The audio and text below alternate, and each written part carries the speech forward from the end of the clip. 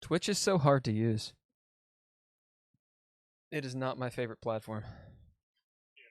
Yeah. Shit. I've only streamed a few times. I mean, it's fine. It's. I'm not trying to diss It looks like it's working. Yeah, I think we're up. I'm not Yep. trying to diss it. Like, I didn't make it, and it's pretty cool in that regard. And my computer's like, oh my god, like freaking out. I can't do so many things at once. Right. Well, it's a MacBook Air, from 2013. Oh, you really? I'm a big Mac fan, but yeah, you're pushing it probably with a 2013 Air. Well, originally I was using my 2017 MacBook Air. Like, I have two of them. Ooh. Right? Yeah. And the 17 is what I was using for the live streams. But it was like shitting out so bad that I got weirded out about it. And I was like, you know what? Whatever. I'm not doing it. We're going to the 13, baby. So yeah. Do you just have like a stack of Airs? Is that what's happening? It's kind of exactly, yeah. I collect them. They're given to me.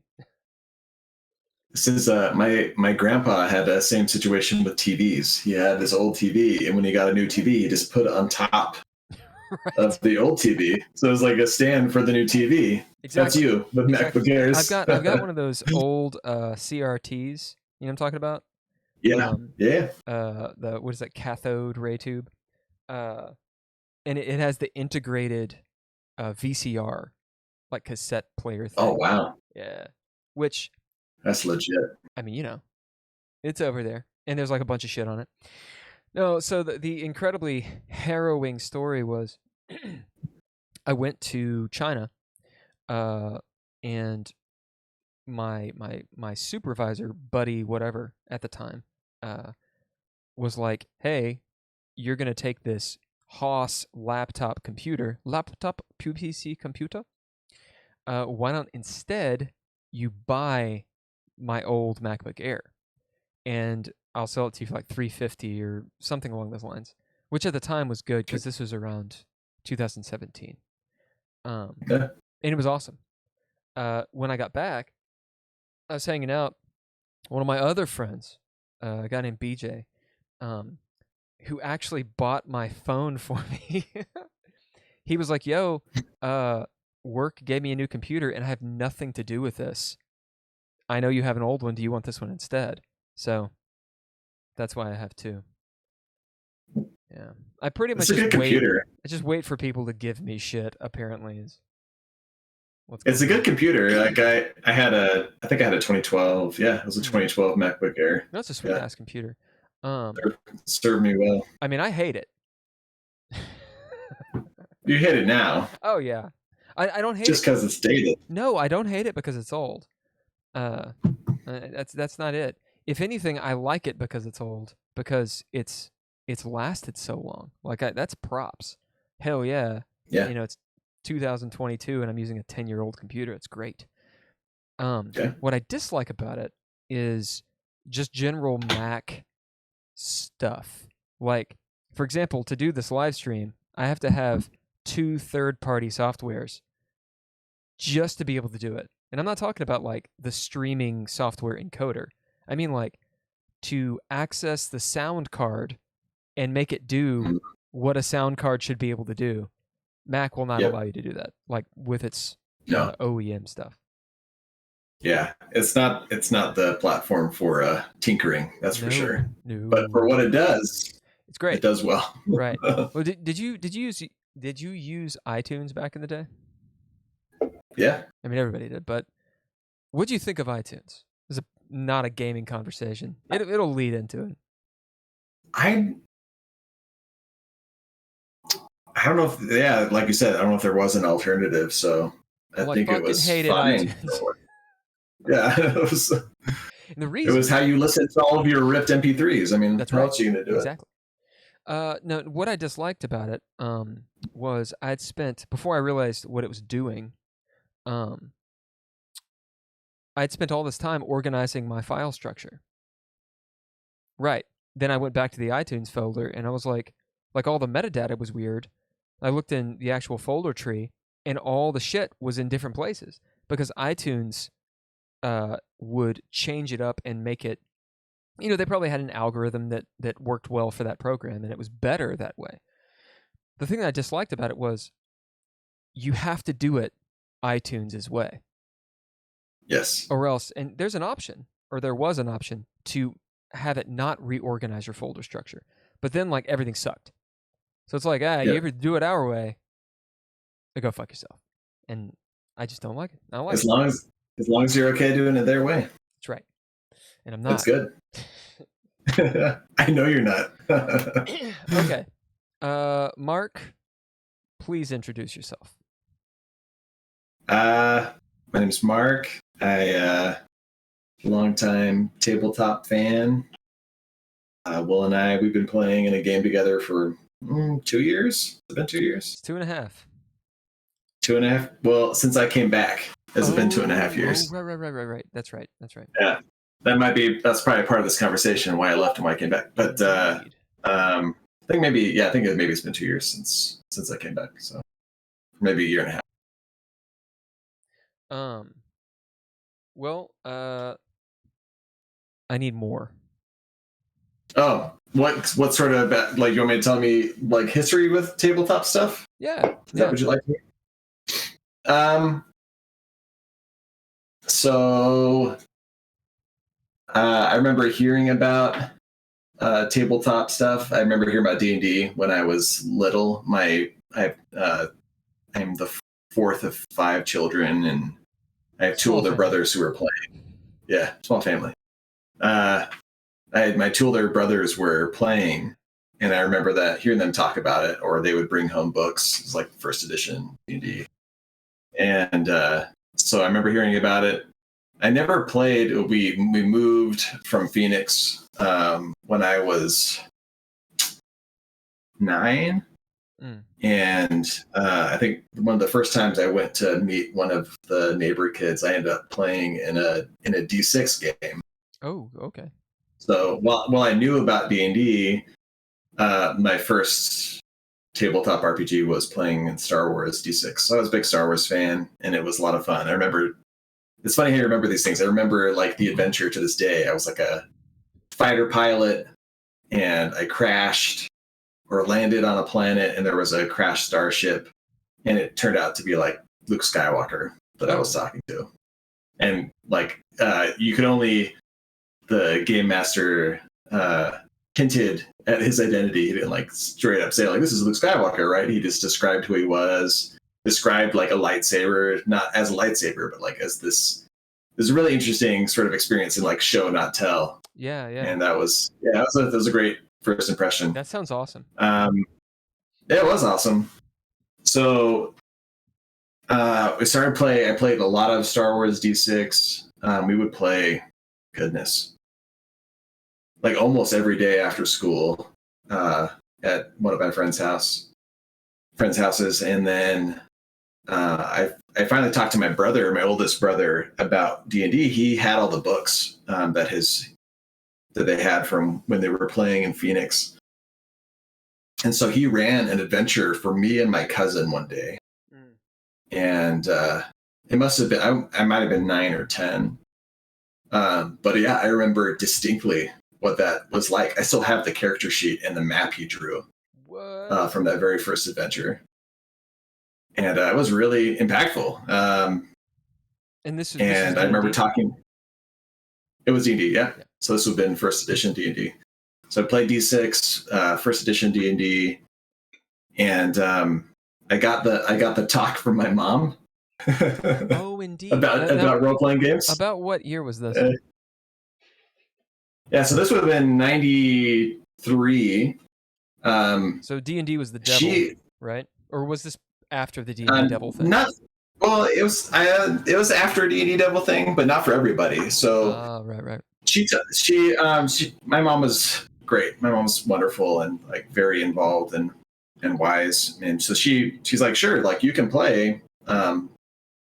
Here are some rules. So the rules that she had for us playing was we couldn't play any evil characters. which I think like that was easy to follow at the time, and I still follow that to large measure, but for more complicated reasons probably. No. And the second, yeah, we can talk about it. And the second one, the second rule was we couldn't tell my grandma. Nice. Not her mom, but a mother-in-law. Right. So that was wonderful, but also probably still very worried about what it was. But my mom had done a lot of theater. She was huge into theater. And so when she saw what role playing was, she's like, oh, I get this immediately. Right. And I get the benefit of what this is. And so like, yes, of course you can do it. But here's a constraint to your play. So I mostly played D6. And then I remember I met somebody in, I think it must have been in, oh goodness, was it middle school? I think I might have been in middle school, and I sat next to this kid, and he was looking through a Dragonlance source book for second edition D&D. And I was a big Dragonlance fan. Like, that was one of my favorite fantasy series. The co-author, Tracy Hickman, actually lived in my town. I got like the Dragons of Summer Flame, my copy signed by him when it first came out. And so anyway, I was super excited. So I started talking to him about it. And so we started to play. And that was the first time because we would just play Star Wars. Like, we didn't really play D&D, even though I played a little bit with my brother. But I started playing with him. We started playing Dragonlance. And yeah, this is weird. I still have that character sheet too from the first time I played. I'm seeing a theme in that Dragonlance campaign. I don't have a lot of them, but I have a stack of something about the character sheets I love. And so we started playing, and then we started kind of running this in parallel. We had a group of friends that played Star Wars D6 a lot. And then as we got into high school, I started to be the one that ran our D&D games. So second edition, a lot of Dragonlance stuff, then our own things. I was in high school when third edition came out, so that was a big deal. In fact, do you remember? So this would have been 2000, probably, when they had like the competition for deciding on like a new setting. This is where Eberron came from. I didn't know that. Yeah, so they had a competition. You could submit a proposal for a campaign setting, and Eberron was the one that won. So they contracted with the creator, and it became its thing. So like that was like the campaign setting that we had been running for third edition was maybe like a little too heady. But I totally submitted it. I actually submitted into that competition. Oh, that's cool. So you actually made up a setting and submitted it. Yeah. But we had been playing it for a while, and so it wasn't. Yeah, but I wrote it up and submitted it. So yeah. There was go on. No, please. Like I'm just trying to think about all this stuff that we did. Oh yeah, so it would have been. I'm trying to remember when I started, but because I had played so much Star Wars, I learned about the Star Wars Role Playing Club, the SWC, which Patrick and Trey were part of. Oh right. Patrick. So he's told me about it. But yeah. So I listened to the conversation from last time. So he talked at length about that. So I became really involved with that, and that's where I met Patrick, and I met Trey as well. But Trey and my paths did not cross as much as the grace. The idea was really cool. Like, this is pre MMOs, right? Right. It was MUDs were a thing, but the SWC was interesting. I became involved when it moved from like Prodigy onto the World Wide Web. Right. And it was just that's a blast forum based. Right. Yeah, right. It was a forum based play, but it was awesome. Prodigy. because role playing generally, right? This is my big thing. It's great because it is acting, and it is writing, and it is directing. It's all of these wonderful sort of creative pursuits all rolled into one. and especially in that format, it was creative writing because Sure. it was forum posts, and so I was really into writing, and so that was just this really great sort of outlet. I have soured on the idea of forum based stuff largely, but you like post an action, and like maybe the next action happens like in a week or two or a month, or maybe in 6 months you find out what happens next. Which is why we end up getting involved in so many different things at once. Because if you're in like 20 adventures simultaneously, something's happening at some point. Yep. In the near future. That's kind of how I was really involved. I just get into like 15 different projects, and I'm like, eventually I'll do one of them. Yeah, that hits a little close to home. Yeah. I'm 40. So I'm a little bit younger, but somehow, I don't know how this happened. There was really kind of two main people when they started the Jedi Academy branch in the New Republic. Oh yeah, okay. And Patrick was the Jedi Master, and I happened to be one of like the first recruits. And so we spent a lot of time playing together with him as the game master, and me as this like Jedi apprentice, and then we didn't know about Padawans at the time. This is prequels. Prequels. Prequels. And then a Jedi Knight. So it was fantastic to come back together these years later and start doing other gaming stuff together. So it sounds like you've been doing tabletop RPGs for quite a while. Did you ever branch into anything else? So I missed 3.5. That wasn't a thing I was involved with. I played 4th edition. I'm sorry. I think that's a bad rap. We can talk about that. I think the artwork's awesome. The artwork's awesome for what it was trying to do. I think that's one of the systems. If you go back and look at it now, appreciate it for what it was. Yeah, I think if it has a bad rap. I think if they were really trying to suck, they did it fabulously. No, you got to think about it at the time, right? They were trying to respond to MMO, right? Stuff, right? They were. I'm going to say something real. You're going to love this. Do it. I think the 4th edition of D&D is maybe the purest successor to the original D&D, which is wargaming, right? Like chainmail turns into D&D. Like the whole point was wargaming, controlling a party, controlling an army of one. Yep. And so 4th edition comes along, they're losing hand and fist over to MMOs, which are starting to be like, why do I need to try and organize a game when I can just hop into an MMO, right? Play and get the same experience.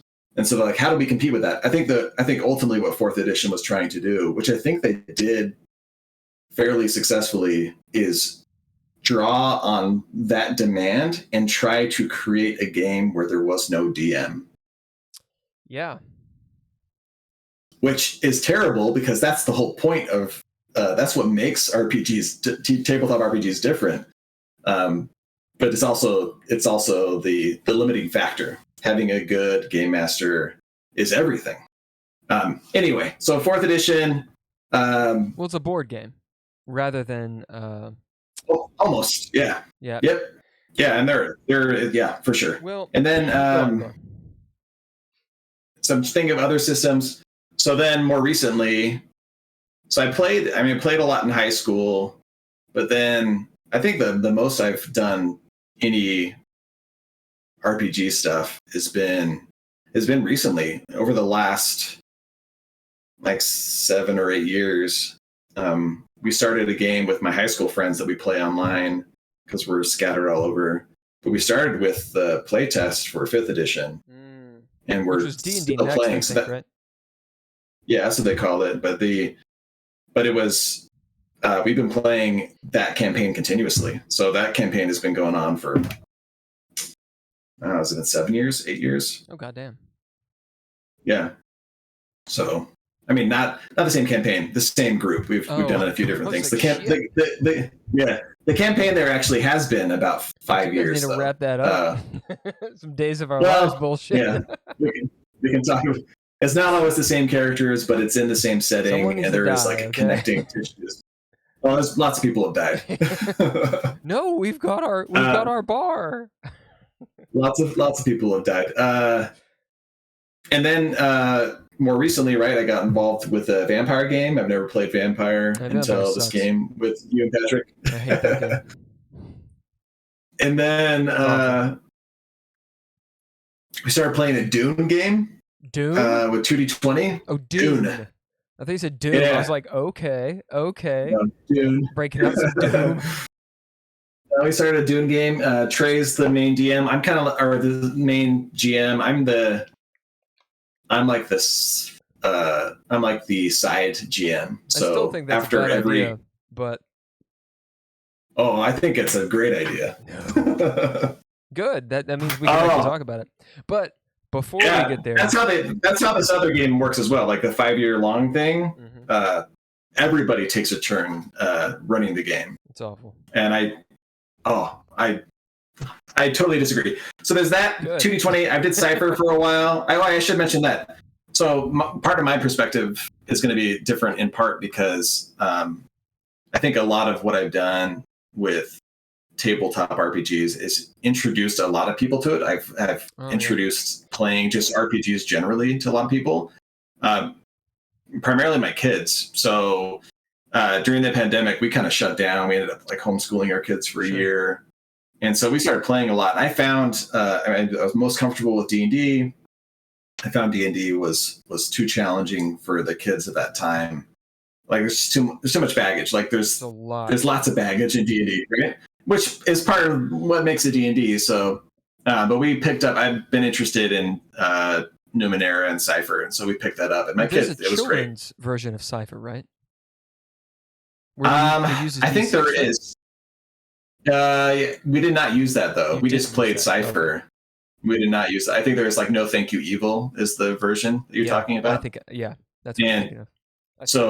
So we played some D&D games with them, and then we played Cypher for our Numenera specifically for a while, and I've played that a few other times in some other groups. Numenera is cool. I like it. I like that. I like the. And then the most. And then most recently, I guess I haven't played it, but I started playing Cyberpunk, and so I picked up the Cyberpunk Red, and have just been going through it. Is that but I haven't played it. Cyberpunk is that's a video game, right? It's both. It started as a tabletop RPG. Oh, okay. And then they made it into a video game. Yeah. I remember Shadowrun, which is a cyberpunk setting. I think it was D6. I think. Yes. I don't. Yeah, I've never played it, but I know of it. So I'd say that D&D primarily, Cypher. We run the Dreadlord game with you, so I've seen that a little bit, and 2D20, World of Darkness. Sounds like you've done a lot of the big sort of behemoth, systems. I know there's a shit ton of other systems and indie systems and all that crap. Of course, I just named Dreadlore amongst the giants, which is not the giants. Should be though. Oh, there was because I'm such a big Dragonlance fan. When they did the second series of books, and Dragonlance itself is just an interesting story, right? It was modules first, and then they played it and turned it into a novel, like a novelization of a campaign. Right. So I've been watching what's the Critical Role show on Amazon. Oh, I forgot. No, the cartoon. Vox Machina, is that it? Yeah. Because that's the name of their group. That's right. Yeah. So I haven't seen a lot of Critical Role. I've seen like little bits, but we started watching the show, and I'm like, this feels like Dragonlance, right? This was clearly, like you can clearly see that this was a campaign that got novelized or turned serialized. Right. It has. But there was. Yeah. It's like someone writing by themselves would probably not make the story go in this way, for good or for ill. But when they did the second series came back, that it led into the Age of Mortals. I don't know if you're a Dragonlance person, but they actually introduced like a whole separate game. So it wasn't D&D; it was a Dragonlance game, and it was like card based. Oh. Okay. So you didn't roll ever. Actually, you just had cards with abilities that you would play. That sounds real boring. So it was a really interesting mix. It's almost like putting down traits or bidding traits. Like you get to play things when you have them. It was interesting. We played it for a little while. I actually still have it. So yeah. So I guess that counts as another system. Yeah, absolutely. There's one of my buddies who's been on here before. His name's Jeff. He's dealt with so many more games than I have even heard of. And honestly, a lot of like the bravado that I have when I talk about game systems has been directly from some of our conversations, as in Jeff and my conversations.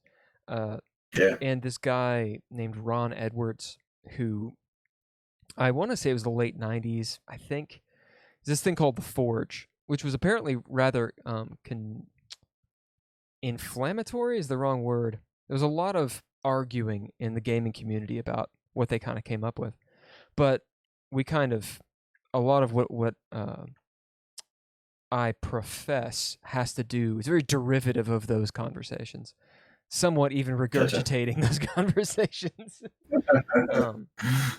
Anyway, my point is not using dice, having a system that there's one where you have a Jenga tower and you play, and when certain things happen, you pull out a Jenga piece, and when the tower falls, that means something. So there's different ways of doing randomization, whether it's resources because you're using cards or whatever. Sure. Yep. All that's cool. So I should say, like, professionally, I deal a lot with statistics and probability. So yeah, absolutely. There's lots of ways you can think about doing this. It's mostly just a whole bunch of uniform distributions. But. So there's this idea of, there's the math of it, of course, which matters. If you want to have a good and balanced game, but one of the things that kind of always comes up, at least when I'm asking questions about game systems, is to kind of cut down to the wick, which is it's difficult to say this game system's good and that one's bad when you don't have any framework, as in you don't have the right definitions, and are you talking about the same thing? As in, what is the system trying to do? Does it accomplish it? Is that how you measure whether it's good or bad? Or maybe it has nothing to do with the system. Maybe it's, well, what do you want out of the system? So when you sit down at the tabletop to play a tabletop RPG, what are you going for? And I think something that exemplifies that headspace, or as I say, the agenda, is when someone plays World of Warcraft, which, by the way, I never did, but everyone else did. Yeah, I played. Yeah. Did you play? I did. Yeah. Yeah. So everybody played it. My brother was super into WoW, but he didn't raid. He didn't do any of that crap. He just walked around and explored, and that's why he liked it, because he'd have his like horde orc dude shaman, and he would just go off into the mountains and explore. Like it was all about that and the stories he got into. And then you have other people who are all about the camaraderie and the raiding. Some people, I guess, are into the stories. So it kind of has this arena. The agenda of that game is very widespread, right? So just because you like WoW does not mean you like it for the same reasons another person does, right? Oh, for sure. When you take that into a conversation about whether or not the cipher system is good or not, right? What criteria are we really talking about? It was 4th edition good. You bring up a good point. It's, by your estimation, the closest version of D&D to the original idea, right? Well, the original idea of D&D was a role-playing game because you are playing a role. You're taking on a role and you're doing something, but you're not telling a story. Now, of course, you're telling a story because something happens and you can tell that story, but the Yeah. oral history, the storytelling aspects, around a campfire, the things you have to do to be a good storyteller are not present in that. They can be injected into it. But the game itself isn't about that. Chainmail is about winning the strategy. Right. So what is 4th edition trying to do? Does it accomplish that? I mean, obviously, yeah, it does. So in that regard, it's good. So I guess where I'm going with this is when we're talking about these systems and maybe sort of the meta aspect of role-playing games, storytelling, and why have you done it for so long? What is your agenda when you sit at the table? And what is the headspace you're going after? That's a good question. I've obviously thought a lot about this over the years. I think at one point I actually wrote an essay for school about this. I vaguely recall. um, I think there's something really, and I like Patrick's answer from a few weeks ago. Right? There's something really kind of like built into us to want to tell stories. I think the thing for me that's been especially helpful and why I play with my kids. I was going to say my two oldest boys are they are like D&D clubs at school now. It's awesome that that's like a thing. They're like huge clubs. I think at my son's middle school, there's like 80 kids or something that stay after school to play D&D. Right, and so he has experience, so he's running one of the games. I did a lot of acting as well, and so it does like contribute, has a lot of the same benefits, I feel, like acting, but you don't have to be an actor. And I think honestly, the main thing is it provides a structured way for people to spend time together. I think for me it's all about community and socialization, and I think the personal benefit that comes from it is the development of empathy. If you're an actor, you embody a role. A big part of what you do, the script is set, your blocking is set, but to really act, you have to get into that space. Why is this person who is very different from me? Why do they say the things they say? Why do they do the things they do? And you have to have empathy. You develop empathy by forcing yourself to realize that there are real people that aren't you, and that are people as much as you are. That feels like a weird thing to say, but I think there's a lot of people in the world that have a hard time actualizing that. And I think a role-playing game does that in spades, in part because not that people don't play themselves. I think that's really typical. I think it's easy to kind of slip into that, to play yourself. I know I've done that. I've fallen into that trap over the years as we've been playing the vampire game. But I think everyone plays themselves. It's but seldom that someone doesn't. It's easy to do, but I think the real benefit is when you I think really real role playing is literally trying to be somebody else, so right? To play somebody else and develop empathy. One of the ways it was described to me by one of my other friends was, sorry, I'm breaking out some gummy bears. All good. It is, especially for you. Was he said, one of my friends, his name's Brad. I played a lot of vampire with him. Actually Patrick knows him. Okay. But I was like, what do you get out of gaming? And he said, well, I'll paraphrase the shit out of this. He said, basically, I get to explore certain facets uh, of my personality that maybe I minimize certain things or exaggerate certain things. Um, yeah, that's essentially it. And Sure. I really thought about it. And I was like, I'm trying to put myself in someone else's shoes. What does my character do and all that? But I'm still in my own body, right? Um, Oh, of course. and that's something that I actually really enjoy about DMing or storytelling, game mastering, is you have to be able to do that uh, fluidly, right? And if you want to tell a good story, otherwise everyone's just a cardboard cutout. Um, Yep. and you really have to think, what do, what does that zombie want right now? Yeah. Would they really attack the So, party? yeah, sometimes it's Is that easier really what than they not. want?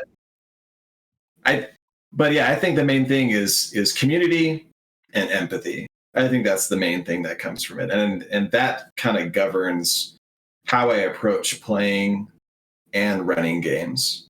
I want I you think to I want you I to feel continue with yeah that. It's empathy, that idea of empathy, because that's not a common uh, thing that I hear. So, go.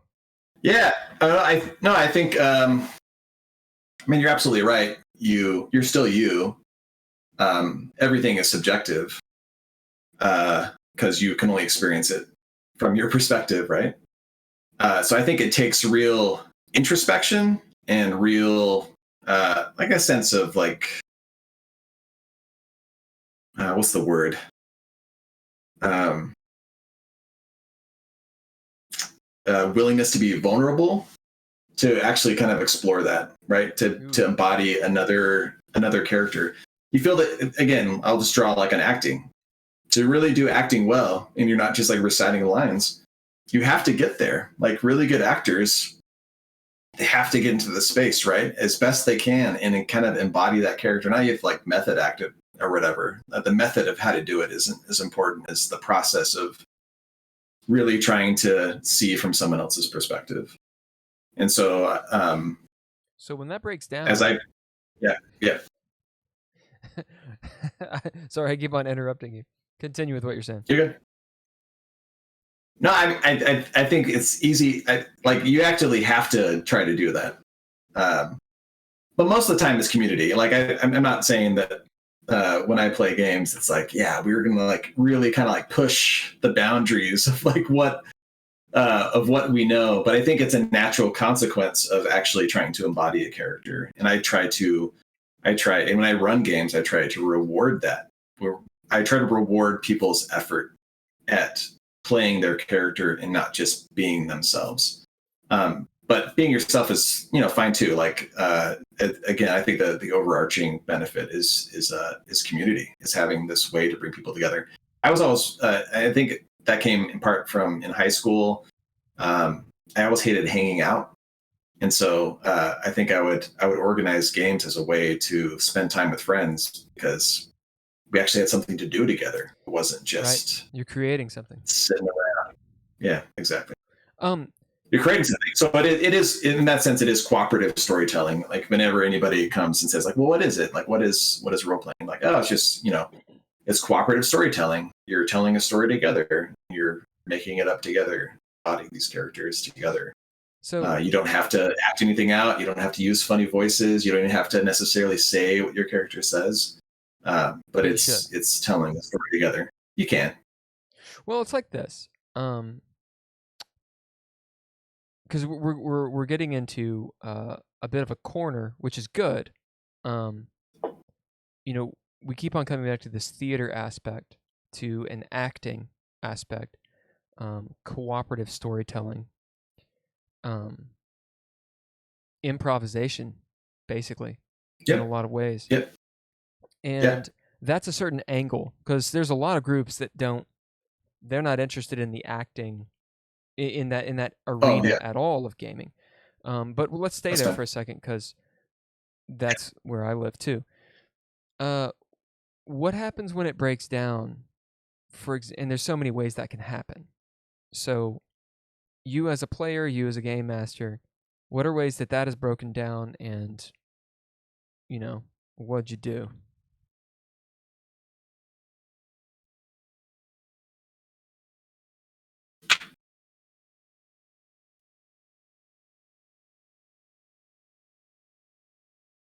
Um, good question. I just I gave you like don't. 4 of my I questions. I think it's. I think it's. I think it's aspirational. I think. I think community and empathy and getting actually playing a character is what can happen. I think it's what I like out of it, but it doesn't have to be what everybody likes out of it. I don't think I've ever actually played in a group or ran a game where everybody uh, was on board with that kind of play. And I think that that's fine. I think that's part of the benefit. A tabletop RPG is not a video game. And the thing that makes it different is that there is a game master, right? That's the real difference between a tabletop RPG and a video game. You play a video game, even if it's as broad as like an MMO, there are still certain objectives, and it cannot be dynamic. You can't change on the fly. The rules have to be the same. Mm. I think the fact that this is a social thing overrides everything else, even the rules. Like I think that I'm with you that the system should and can encourage a certain kind of play, but ultimately it's about the group, and the rules are secondary to this social atmosphere. So what kind of play do you want? What does the group of players, what do they want out of this? What is enjoyable to them? And you craft the type of game and the setting and the rules as you need to, and that's not a flaw, that's a feature to make this an experience that everybody enjoys, because ultimately it's a game, right? You're there to have fun and enjoy this together. There's lots of benefits I think can come from it, and that we've discovered can come from it, as it's been used for therapy and for kids on the spectrum and people coming out of prison. There's like lots of really cool case studies in recent years about Right. the use of role-playing games. That's all great, but at the core of it, it's like I'm having fun with friends. And so what is fun, and how do I make that fun? Well, so you can have someone in the group that is like really into acting, and some people that are like not as comfortable, and I think you can make that work. I think especially if as I run a game, as I run games, my I'm very sensitive to trying to draw everybody in to have a chance to play the way that they're comfortable playing, in a way that's consistent with the story. And so I'll have people, that are acting out, that are using the voice of their characters, and others who are not at all. And I think that's okay. Like you can make that work. So I don't know if I would say like when it falls apart, like how do you deal with it? I think you adapt, because the whole point of this thing, because it is constructed by the group, it's all adaptation, right? And so figuring out what works for that group. Well, That's what you do. I guess what my point is I think that people can be wrong. I know you think that. I can be wrong. Sure. And often am. So maybe. What I'm trying to say is, in all of these other in many things that we do, a great many things we do, there's rules, and when I say rules, I'm not talking about the prescribed, you can't dribble the ball with both hands. You have to do it with one hand, right? I'm not talking about that kind of rule. There's an idea of what you're going for, and if you don't get it. Maybe it's not an articulated thing. Maybe it's not easy to articulate. But going with basketball, you can have a casual game where you're all talking and chilling and shooting the ball and doing whatever you want. You can have a very serious game as well. But in any of those facets, there's a way to break the game and disrupt what is trying to happen. and it's something that's very easy to see and feel whether you're playing the game or watching it. What that means is there's a wrong way to do it. There's a right way to do it. As in, you can fuck up and break. And just because you're there, like there's no participation trophy. Oh yeah, you're here, thanks. Oftentimes, the motherfucker who's just standing there, who's being disruptive, is ruining the game for someone else. For example, let's say you're playing Ultimate Frisbee. You remember Ultimate? Yeah. Did you play? I've played. Yeah. I don't know if did you ever play soccer? not as much soccer. Well, a little bit of soccer. So I played soccer like a little bit. I sucked real bad. And you look like a soccer player. Well, I was, and I was awful. I got into it late, and everyone was real good because people that play soccer, like, and just like any of those things, they start really early. Sure. You practice. So the first game that I played, a rec game, I was like 17 or 18 years old. Okay, it's like way late. I mean, I played before, but of real like team game, it was like 18, and it was an under 19 league, so everyone thought I was going to be awesome at this game because they're like, "Oh shit, you're 17, you're 18," and I sucked so bad. To make matters worse, they were like, "What do you play?" And I was like, "I don't know." And they're like, "Oh well, our goalie, our keeper's not here, so do that." And no. They put me in the goal, and I'm like a fucking wall, dude. Like when they're warming up, I'm like jumping, like kicking shit out, like ugh. That game we lost 11-1. That's embarrassing. That's embarrassing. So what am I trying to get at with this? I'm on the soccer field, outdoor, hanging out. It's co-ed, and I'm talking to the attractive young lady who's got like piercings and shit on the opposite side of the team, and I'm like, hey, so we're in midfield. What's up? And I get yelled at a lot, right? Why? I mean, I'm there to have fun. Why am I playing soccer? It's for exercise, it's to have fun, talk to girls, the camaraderie, blah, blah, blah. It's all about fun, right? No, it's not. It's actually not. It's not about fun. I mean, fun is a product or a byproduct.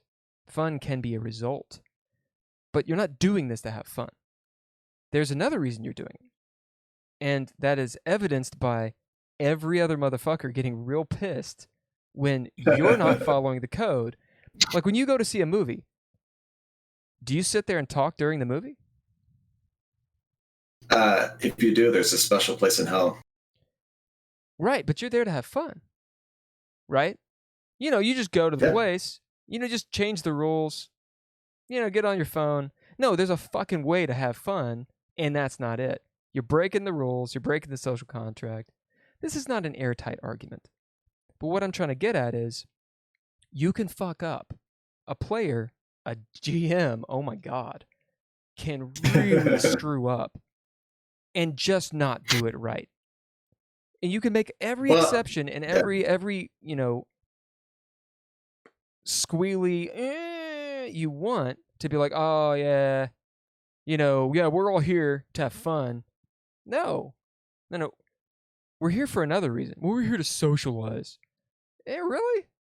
Is that it? Because if we're here to socialize, then it should be perfectly fine if I don't take this game seriously and I'm sitting here drinking and making stupid jokes while you're having your scene. It's not, though, because I'm being a jerk. There's a way to be a jerk during these games. Okay, that's my rant. I think it's a good argument, but I think the thing that is different for a tabletop RPG is it is not static. So one, I think I say you think about this in terms of like optimal, right? You're trying to optimize the experience. Try to design a setting and set expectations to optimize. And I'll come back in to say that most things are actually constrained optimizations, and they're not pure optimization. And what's the difference between optimization and constrained optimization? Well, in optimization, you take no consideration of constraints, right? It's like there is no context. But in constrained optimization, understanding the constraints are as important, or maybe even more important, than trying to understand what you're trying to optimize.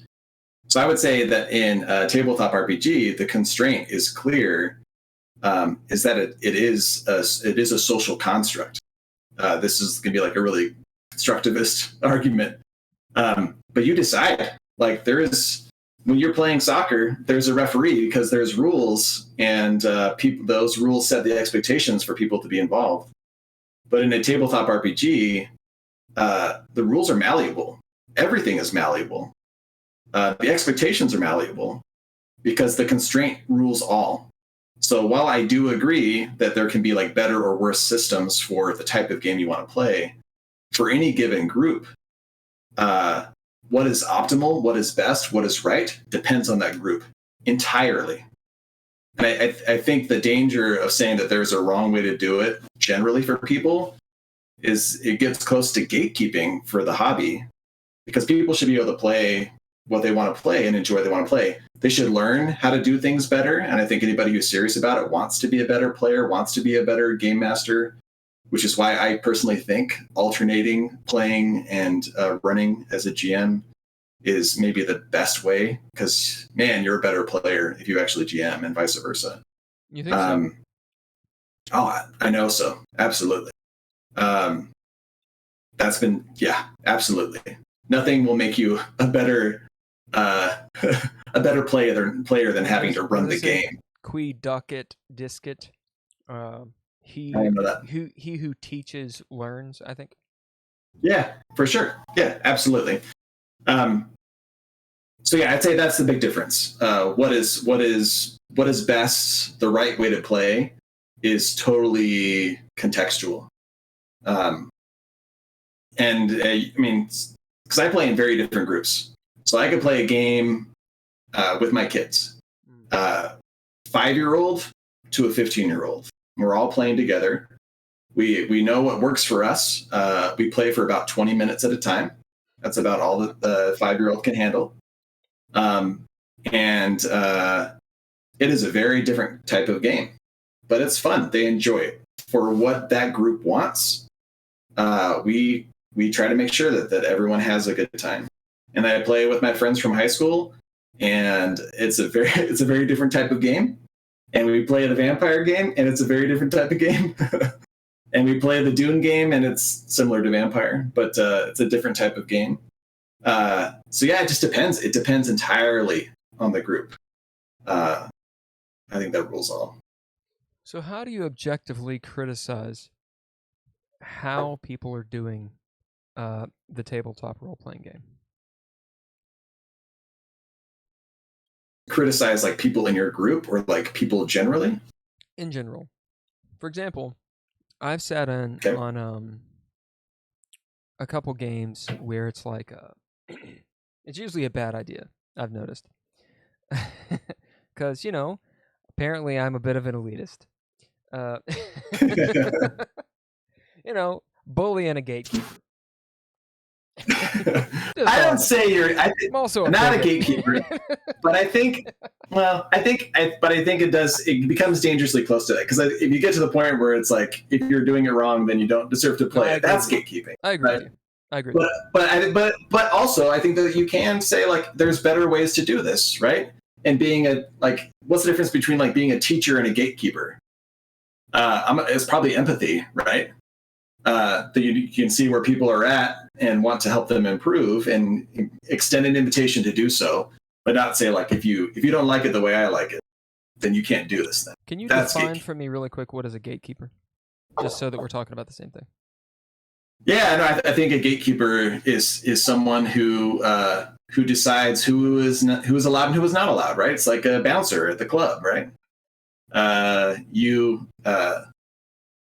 think gatekeepers in internet culture are people who decide like, oh no, you can't like comics if you're a girl, right?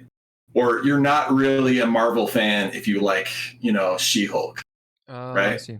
They decide what is like who's like a real fan and who is not a real fan. Right. As if that meant anything, right? If you enjoy it, we're talking about entertainment. This is not we're not talking about objective reality here. Well, there is some objectivity to it, or else it wouldn't matter, right? Um, as in it's Not swayed. necessarily, right? Depends on what the objective is, right? Well, yeah. I mean, I think we'll go into a rather circular argument pretty fast if we go down that road. But we can. Okay. um. So, what I was saying, uh, Yeah. how to.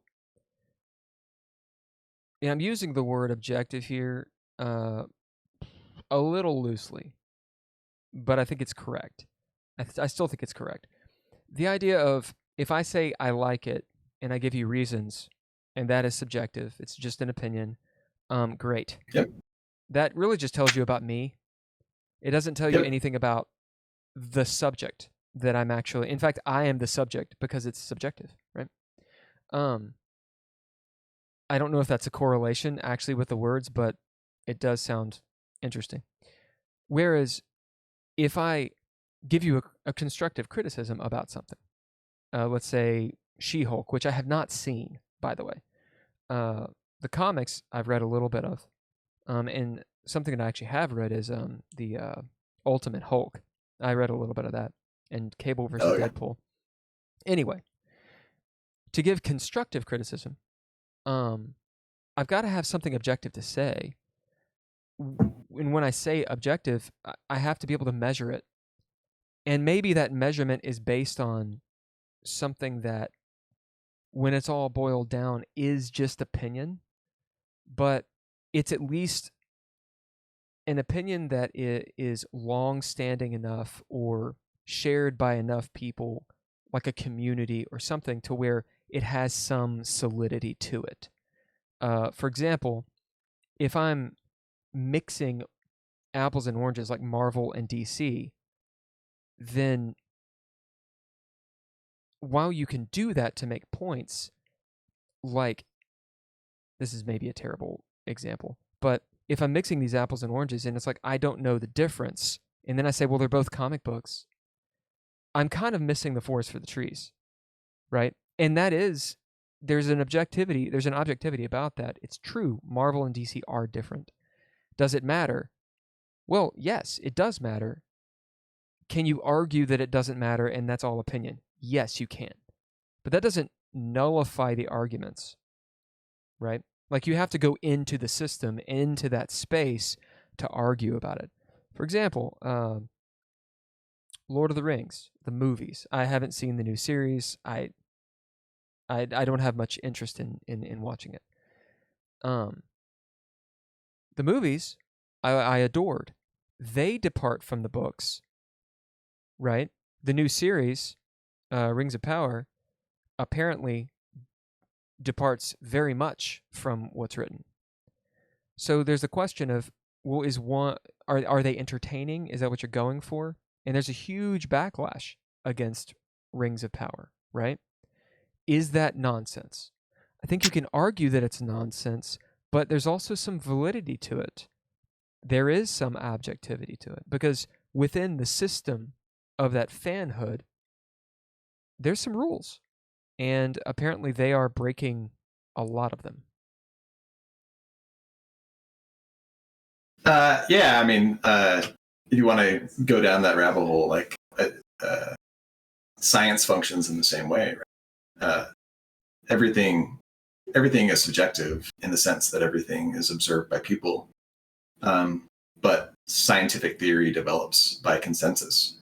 So if you have experts within a field of science, consensus forms around certain things. It doesn't mean that it's true, though. Better theories will come along, consensus will break and change, and today's heterodoxy becomes tomorrow's orthodoxy. So I think you're right. It's not like it's not all opinion. We're not like awash in opinion. But I think the thing that is tricky for a tabletop RPG is that, in a sense, I don't know if it matters, because what matters is that group. Like, when I play with my kids, I could care less about and they could care less about what people think about the way that we're playing. Sure. The objective there really is to play.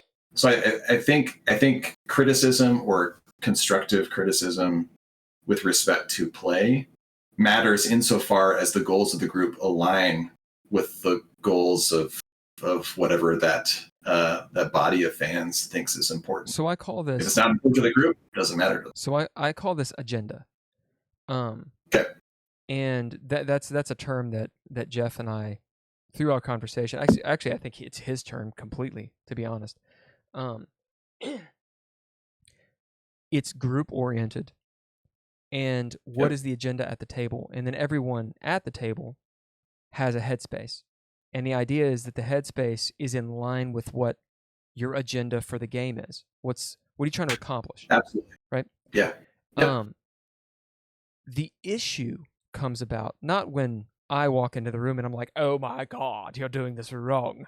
It's not that. Although, come on, you should listen. The issue is when I'm at the table and I'm like, dude, right?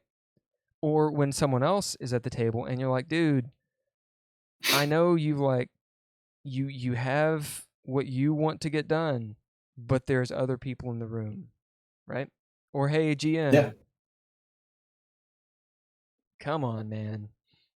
Like I hear the train coming around the bend. Sure.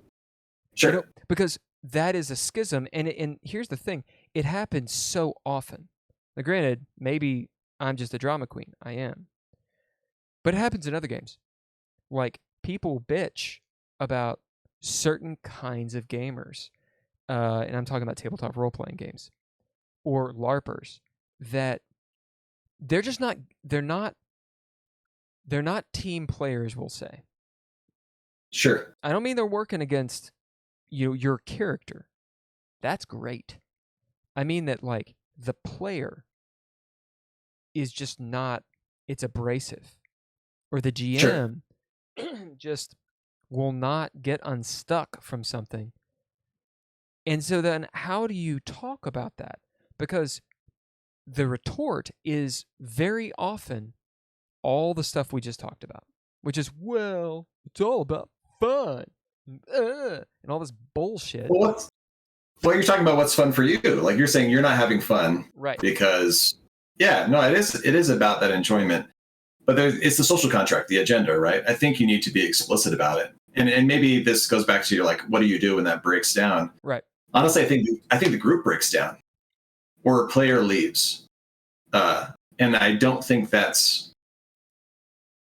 I don't know if everybody can play with everybody else, right? Because if your agenda of your objective is different, like, that's fine. Like, you don't have to play together.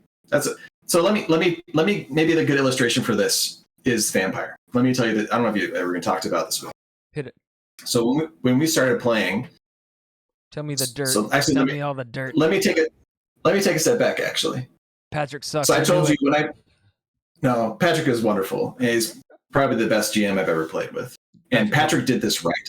So this is actually going to be a good illustration of maybe can't think of a good way to fix it, but Patrick definitely thought of a good way to fix it, and this might provide some perspective on what the game has become, because it hasn't lent into the kind of tropes you would expect from the vampire. But I'm going to roll back to that original rule that my mom gave me when I first started playing. Right? You can't play evil characters. The first part, the first rule, you can't play an evil character. I continue that rule with my kids, actually, and actually I continue that rule with most groups that I play with. In fact, the people that like the long-term people that I play with, yeah. So let me say why. I think the real benefit of So I said when I describe role playing games to people, I say that it is cooperative storytelling, and I'm really serious about that cooperative part. Most games are competitive, right? Most games are competitive, and I think the nice break for RPGs is that it is cooperative. Um, Now, if you have a group that has the agenda, right, like you're saying, where they want to have PvP, great. I've never enjoyed that. Like, if I want to play PvP, I will go play a video game, right, where the objective is very clear and not malleable. But for the games I play, I think it's more interesting where it is cooperative. Not that everyone's a hero. I'm not saying like perfect characters, perfect people. I think flawed characters are the only characters really interesting to play. Plus, I think that there is. I talked a lot about empathy. I think one of the real benefits of playing, if you're doing this cooperative storytelling, to have community to socialize, and empathy comes out of it. Evil characters aren't interesting. There is characters that are like out to be evil for evil's sake. Most games say that they should be NPCs because they're not interesting. They're not good characters because they are one note, and there's not any empathy to gain there. There's no struggle.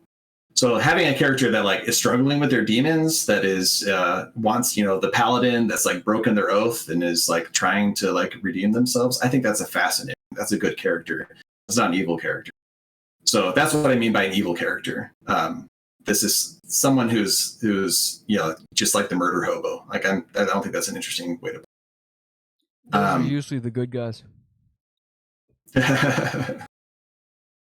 We've played different games, I guess. They are. Think about any D&D troop. What do you do? Not mine. Yeah. Well, not the games I've played in. Not often. You do it. Yeah. You go into the goblin village and kill all the goblins. Yeah. For God. Yeah. So I have always struggled with that as well. In fact, I've struggled with entertainment generally that does not have a redeemable protagonist. A side note, I was never really into drama, like watching dramatic shows. Like if I watch TV, I would just watch, comedy and action. Those are the things that I especially enjoy. But when I was in my PhD program, one of my colleagues was really in. This is when Breaking Bad was like still happening, and he loved Breaking Bad. It's great. And he was trying to convince me to watch it. And I'm like, I can't do this. Like I would try to watch it, and it was just like there's no one to root for. Like everyone's terrible. And I remember having a because he was further along in the story than me, and so I had to know something before I would commit. I'm like, is there consequence? Like, is something like Breaking Bad? There is there consequence. Oh, there is, and it's a wonderful show. But I had to know that in this reality, in the fiction, was there consequence. And once he assured me that there was, then we muscled through, and it is fantastic. It is hard to watch. I think Better Call Saul is a better show altogether. I love it. It's fantastic. But I think, and maybe that leads back to it. I think an evil character that operates in a world where there's no consequence, there's not empathy to gain there. If there is, I think it's the wrong kind of lesson to learn. Flawed characters, interesting characters, absolutely. But someone who is just like an actual villain, that should be an NPC. Like that's to be. What'd you think of Joker? I hadn't seen Joker for the same reason. Yeah. So. Yeah, I'm not sure if I want to see that. I don't want to subject myself to that. There's an idea. I have two things. First, I don't like stuff that hurts me. Right? I'm not talking about stuff that like makes you stronger. I'm talking about stuff that like I don't want to go to a movie. I really love movies. I don't want to go to a movie that beats me up. And then when I leave, I feel like shit. Like that's not what I'm interested in. That's not it's like you it's like you the agenda right thing, right? Yeah. Like that is not Some people something love you it. enjoy. Like body horror Yeah. movies, like Hellraiser and Yeah. stuff. I watched Hellraiser, the first one. Uh I really like horror movies. Um Alien is an excellent horror movie. Hellraiser is a horror movie. But the body horror aspect I'm not really interested in. And like a movie like Saw, I watched the first one. I could have done without some of, again, the body horror, like and then they just got progressively worse. That was during that time where like Hostel was a thing and all that. Um, People love that stuff. For me, just personally, it's not what I want to do because of reasons. I'll think about it and it just puts me in a Yeah. dark place, and I don't want to do that. So I get that aspect.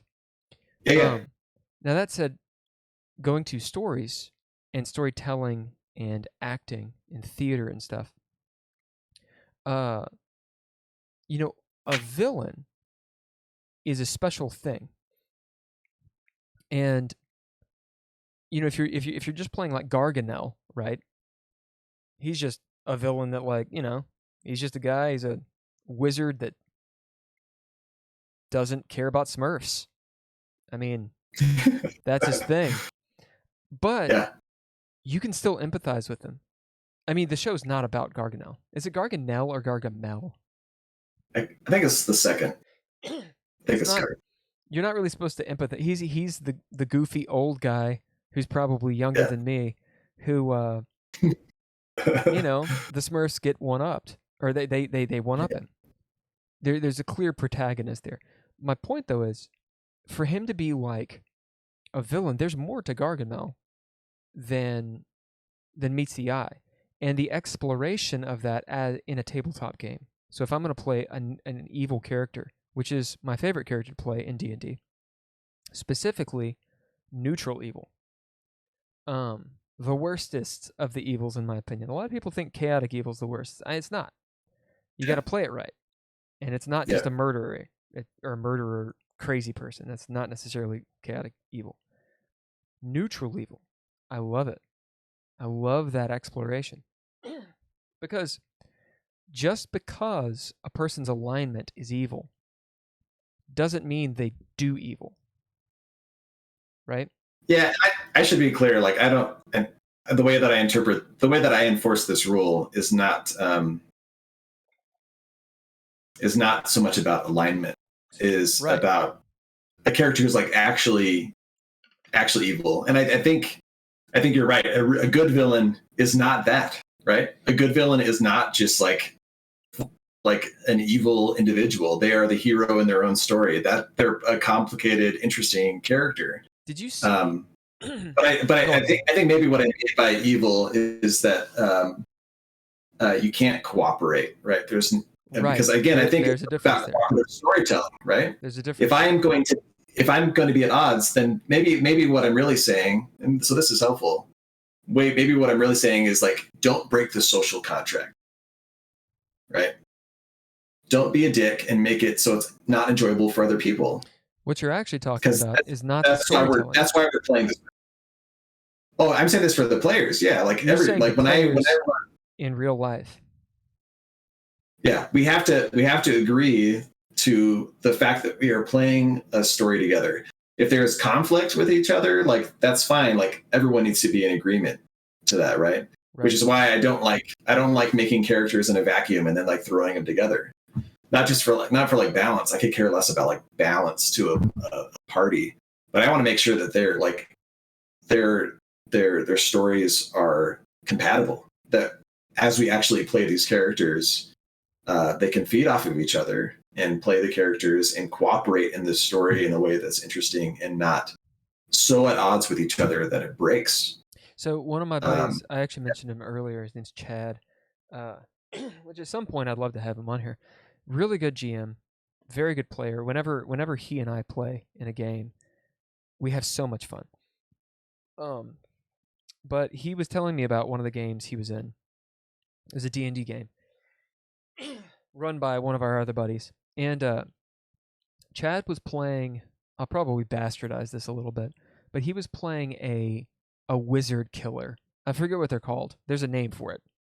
Um, but it's the the prestige class or whatever, where like your Oh yeah. goal is to kill mages, like mage slayer or Yep. something like that.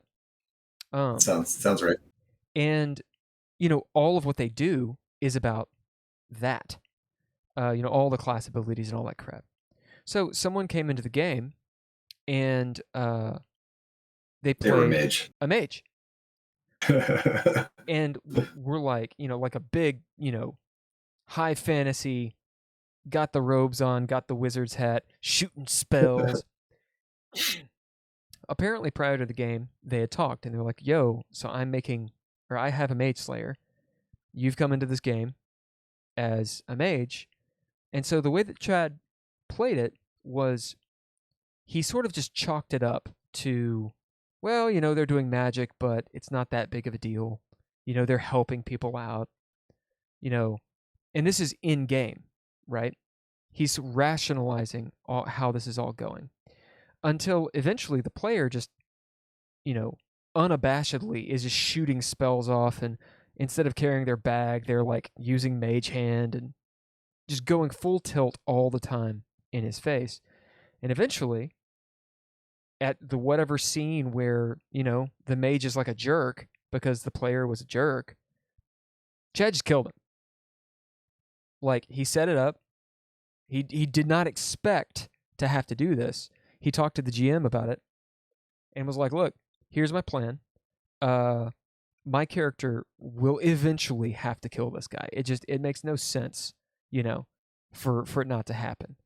And maybe he fails, but at some point he's going to do it, and obviously it's not going to be till the end of the game. And that can be a whole scene, and it's kind of cool, and they'll have agency, and it'll be a really interesting thing. And so the GM's like, yeah, we'll set this up. So as the game's progressing, Chad is doing things in plain sight to set this eventual thing up. I believe what happened was they were in, like, one of the planes of existence where there's devils or something, like Beator or something. And as they're moving through, Chad's like, I hold on a second, I go back. Everyone just moves on. And he makes a deal with these guys. He's like, yo, when we come back through here, here's a bunch of money. You just kill that dude. You can have all his shit. Something along those lines. Fine, right? That's going to happen. They're not going to come back to Beator in like forever. Well, it's like the next game. This dude who's obviously breaking the social contract, shooting spells off, just like, oh, yeah, that's your plot, cool, fireball, whatever. Don't care. Goes back into hell on his own accord. Right? So the GM's like, oh, you go back? He's like, yeah. Where do you go? I go back to the tavern. You be the same tavern? Yeah. All right, well, like 30 devils jump down and stab the shit out of you. What? It's one of those things. Now, what happened to the player? We got pissed off and quit, and probably or made another character. Who knows? But it was one of those things where, like, was that an in-game conflict, or was it really an out-of-game conflict? It seems like a bad match, right? So he joined like an existing game, knowing that was happening. That was like the setup of the characters. That seems like a poor. That's what people do. Like, there's this. Well, I mean, that like the GM was fine with that. That seems like you're just like waiting for something bad to happen there. For example, in the vampire game, sure, my character's a villain, right? Maybe he's becoming not a villain. Ish. Yeah. He's ish. Ish. There's plenty of times that it could have been written into the story that all of your characters, or one of you, could have set up my character's demise. And it would have made sense in the story. Sure. But there is the social contract of, well, there's the PC halo, right? Like, sure, are you really going to work against these characters? In my mind, especially in a vampire setting, yes, you should. And it should be, so long as it's an in-game thing and not me using, like, if I'm going to kill your character, is it I just want to kill your character, so I'm using my character to do it? Or does it make sense in the story? Right? There's a difference there. Because if you Oh, break the absolutely. world, then I think that's a Yeah. big question. Yeah. So let me go back to the story then. So Don't kill my character. all that stuff, and maybe at the end. Um, so we started playing. So actually, I don't know if you knew this. So me and my wife were playing. Um, so I was, so we were embraced at the same time, and we started the game, and the beginning, and Patrick will talk about this. Like the beginning was very depressing. It was very dark. We were like recently embraced. We were being controlled entirely by forces beyond our kin, right? It's probably why, like, we hate the Sombras, because the La Sombra came and killed our sire, and then, made us, made like a blood pact with him, and we were stuck. Anyway, so it was really dark, and it was really depressing, and and there was other complications as well, like timing and both of us playing. We played for a long time. We had kids trying to get to bed. Rachel's in school. It was just a lot. And on top of all that, it was kind of like body horror, right? Like I was not enjoying it. I wasn't. Right. And my character was, and partly because my character wasn't enjoying it either. Like there was nothing redemptive about my character. They were a monster. And there was a point early on, and I would say early on, but this is after months of playing, where it was like a willpower check, and he snapped and frenzied and killed a whole bunch of. And was this out of game or was it in game? I would say it was both. I was frustrated with playing, and my character was definitely frustrated with this life, and so it felt the appropriate thing to do to exit the game as a player, and it felt like the appropriate thing to do in character to just walk out and meet the sunrise. And so that's what I did. And it just said like nothing.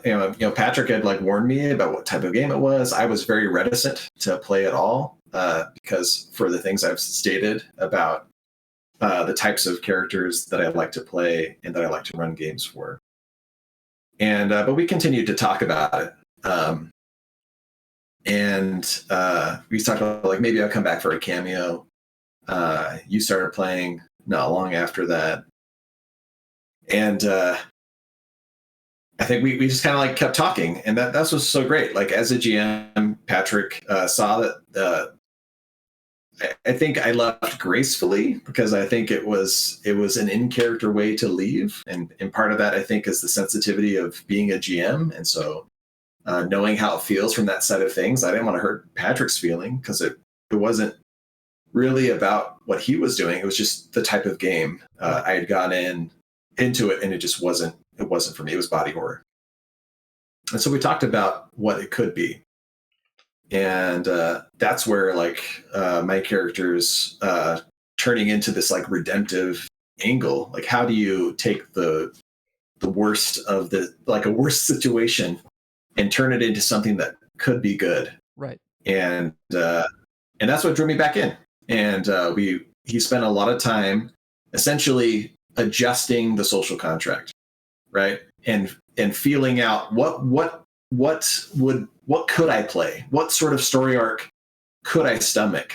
What would be fun for me? And he made a way to make it work. And I've loved it. I've loved the story. I've loved the lore. I mean, I think he knew like I would as well.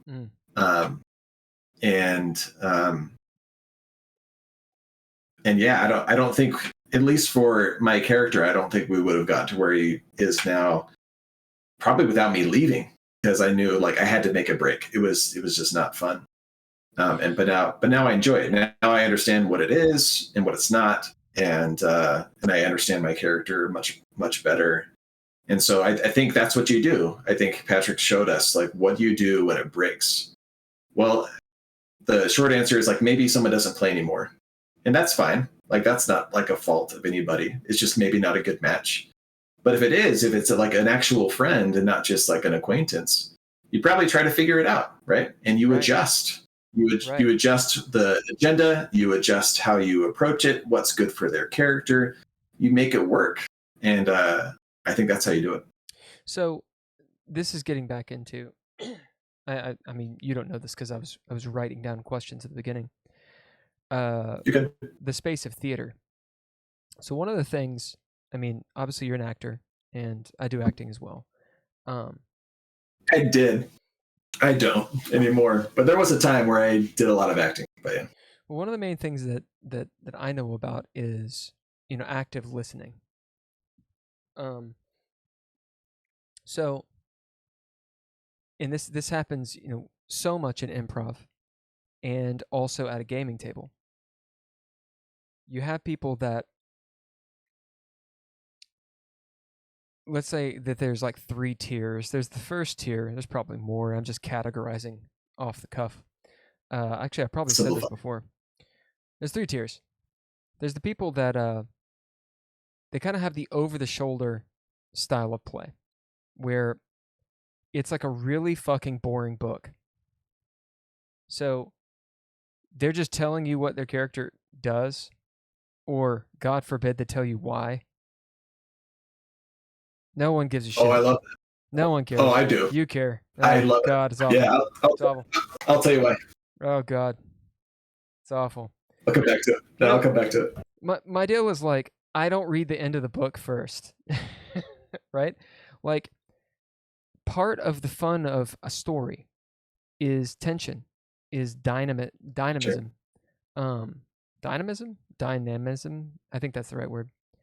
The hero's journey, um, and the only way to have that is to breathe, is to have pauses, to have negative space, um, in between the content. And what I'm trying to say is, you have to have a little bit of mystery. So if your character Gerard uh, is going to go do something, and there's a deep-seated reason why he's doing it, to cut to the chase and say, all right, listen, I'm doing this because blah blah blah blah blah blah blah blah. There's no drama there. It's boring. It's not for you because you're It's like, boring. and I do it. Great. It's not fun. It's not fun for It's anyone boring else. for you. Well, it's boring for you. Oh, it's very boring for me. So I don't like the third person thing. Yep. Certain camera angles are fine. Certain situations, most, especially when it's for the purposes of communication. Like, you see my character walk over to the thing because they're just going to pick up a goblet. That's to let the scenes continue or whatever. I think that's fine. But if you want there to be a drama to it, there's got to be some kind of mystery. And it doesn't have to be every little thing. Anyway, that's the first kind of person. Second kind of Okay. person is they get into character, meaning they're talking about what they do or what their character does. And maybe they use a voice. Maybe they don't. But they're kind of in game, but they're Mm-hmm. not listening. Yep. So they've thought what they're going to say, and they're just telling it to you. And then whatever you do, it's kind of like it doesn't change. They're very static about, but I'm playing the character that does the thing that does the thing. And nothing you say is ever going to change that. Nothing that happens is ever going to change that. And so all of the role play gets very stale because what's the point? That's like someone being like, I'm religious, and someone else being like, well, I'm not. And them going back and forth. It's not interesting. I mean, can you find interest in it? Sure, yes, we can argue that to the cows come home. And then the third kind of person is, uh, I would say, a little bit more advanced. And so when it comes to the storytelling aspect, maybe they're not using accents, maybe they're not using like super descriptive language, but they're paying attention to what's going on and reacting, actively listening, interpreting it, and then their character is open to, oh, well, this is what I do. I think in our vampire game, by and large, everyone is that kind of player.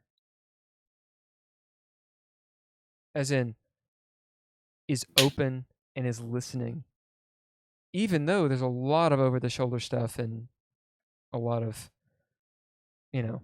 Yeah, I don't think that. Yeah, I don't think those are. I mean, the way that you play your character, I think that's just style, right? And I think people have different comfort levels, right, of actually acting or not. And both, I think both styles can exist simultaneously and it'd be okay. I think,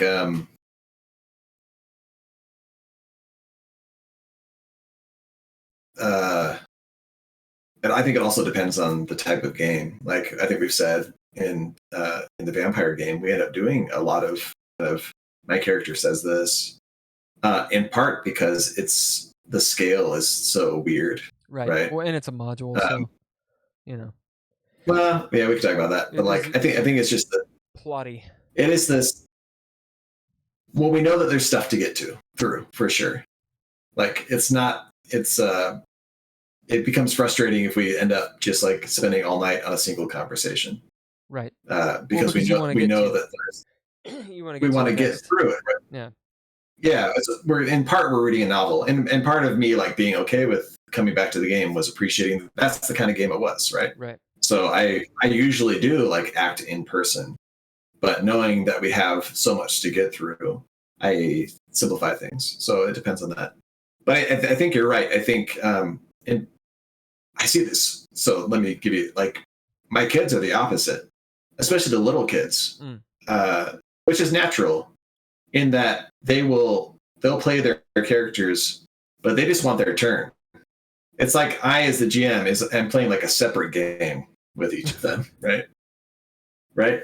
The older ones are a little bit better. They'll listen and adapt, right? They'll take it, but that's just something that you learn. Do you? So there's not. Well, you should. Yeah, I mean, you should. You I think should. you can learn it. It's something that you can get from experience. But I think it takes a good GM. I think it goes back to the thing that a GM is what makes this all possible. There is no role playing game without a GM, and a good GM is what makes it like continue. So I think in terms of critique and ways to improve the hobby, all of it is about making good GMs. Because without good GMs, there's nothing. I think you need good players. I don't. Sure, but how do you get a good player unless you have a good GM to kind of coach them? Sure. A good player with a bad GM can help them along. I say like I like the why in part because I think for people that don't have a lot of not even a lot of experience, I think it can be a helpful prompt. I use it often. Sure. Like what is going on in your character's head? Not like explain like your whole motivations or whatever, but like what's going on in their head as a way for me to prompt them like, hey, we're role playing. Like you should be thinking about this. Like if you were like with a scene partner and acting, right? It's like what is my motivation? Like why am I doing this? To try and keep them in the scene, to encourage them to stay in character. So I don't know. Maybe I use it more often than I should. Well, but I think it can be a powerful tool to say like tell me, like let me help you role play, right? What are you thinking about? What would your character be thinking about in the situation? And it forces them to stop and to listen, and hopefully other people hear it as well. And they're like, oh, like what is my character thinking, right? And then we, as a way to encourage the type of play that you would want, where people really are embodying characters. See, I think you touch it with a pen in a good way. It is like, it's not like an acting performance where all of that is subtext and inner monologue, it's like a rehearsal. Because Oh some of the best yeah, games are when you can seamlessly go back and forth. And that's why I encourage people to use either an accent or a voice or a mannerism, even if it's especially an in-person game, because it allows you to know when are you in game, when are you yeah, out of game. And in my opinion, that should be different. Because otherwise, sure. when you mix it all into one thing, which our group does a lot, A lot. Yeah, and I'd say a lot of that's because it's remote and there's no video, but yeah, it's very difficult to know, well, I mean, are we just fucking tell me what happens? We go to the place, cool, what happens? Just fucking tell me.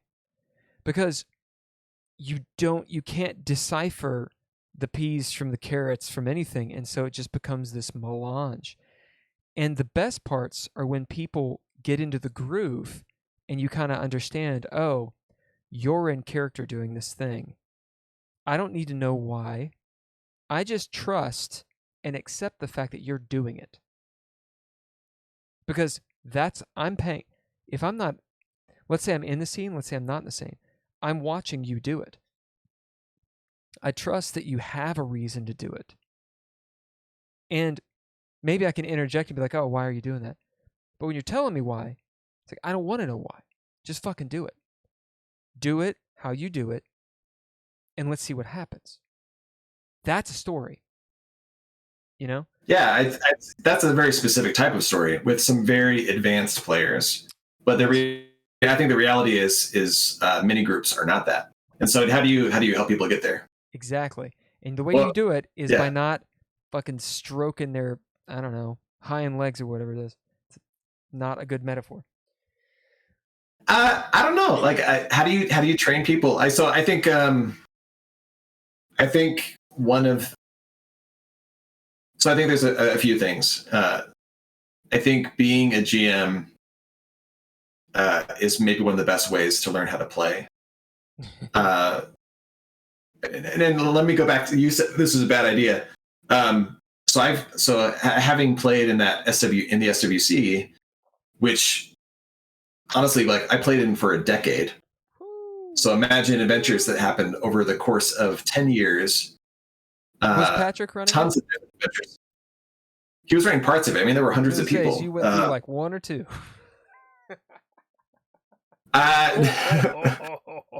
No, no I hope he watches this. modules. He's like, you son of a bitch. No, I'm we went through a joking. lot of stuff.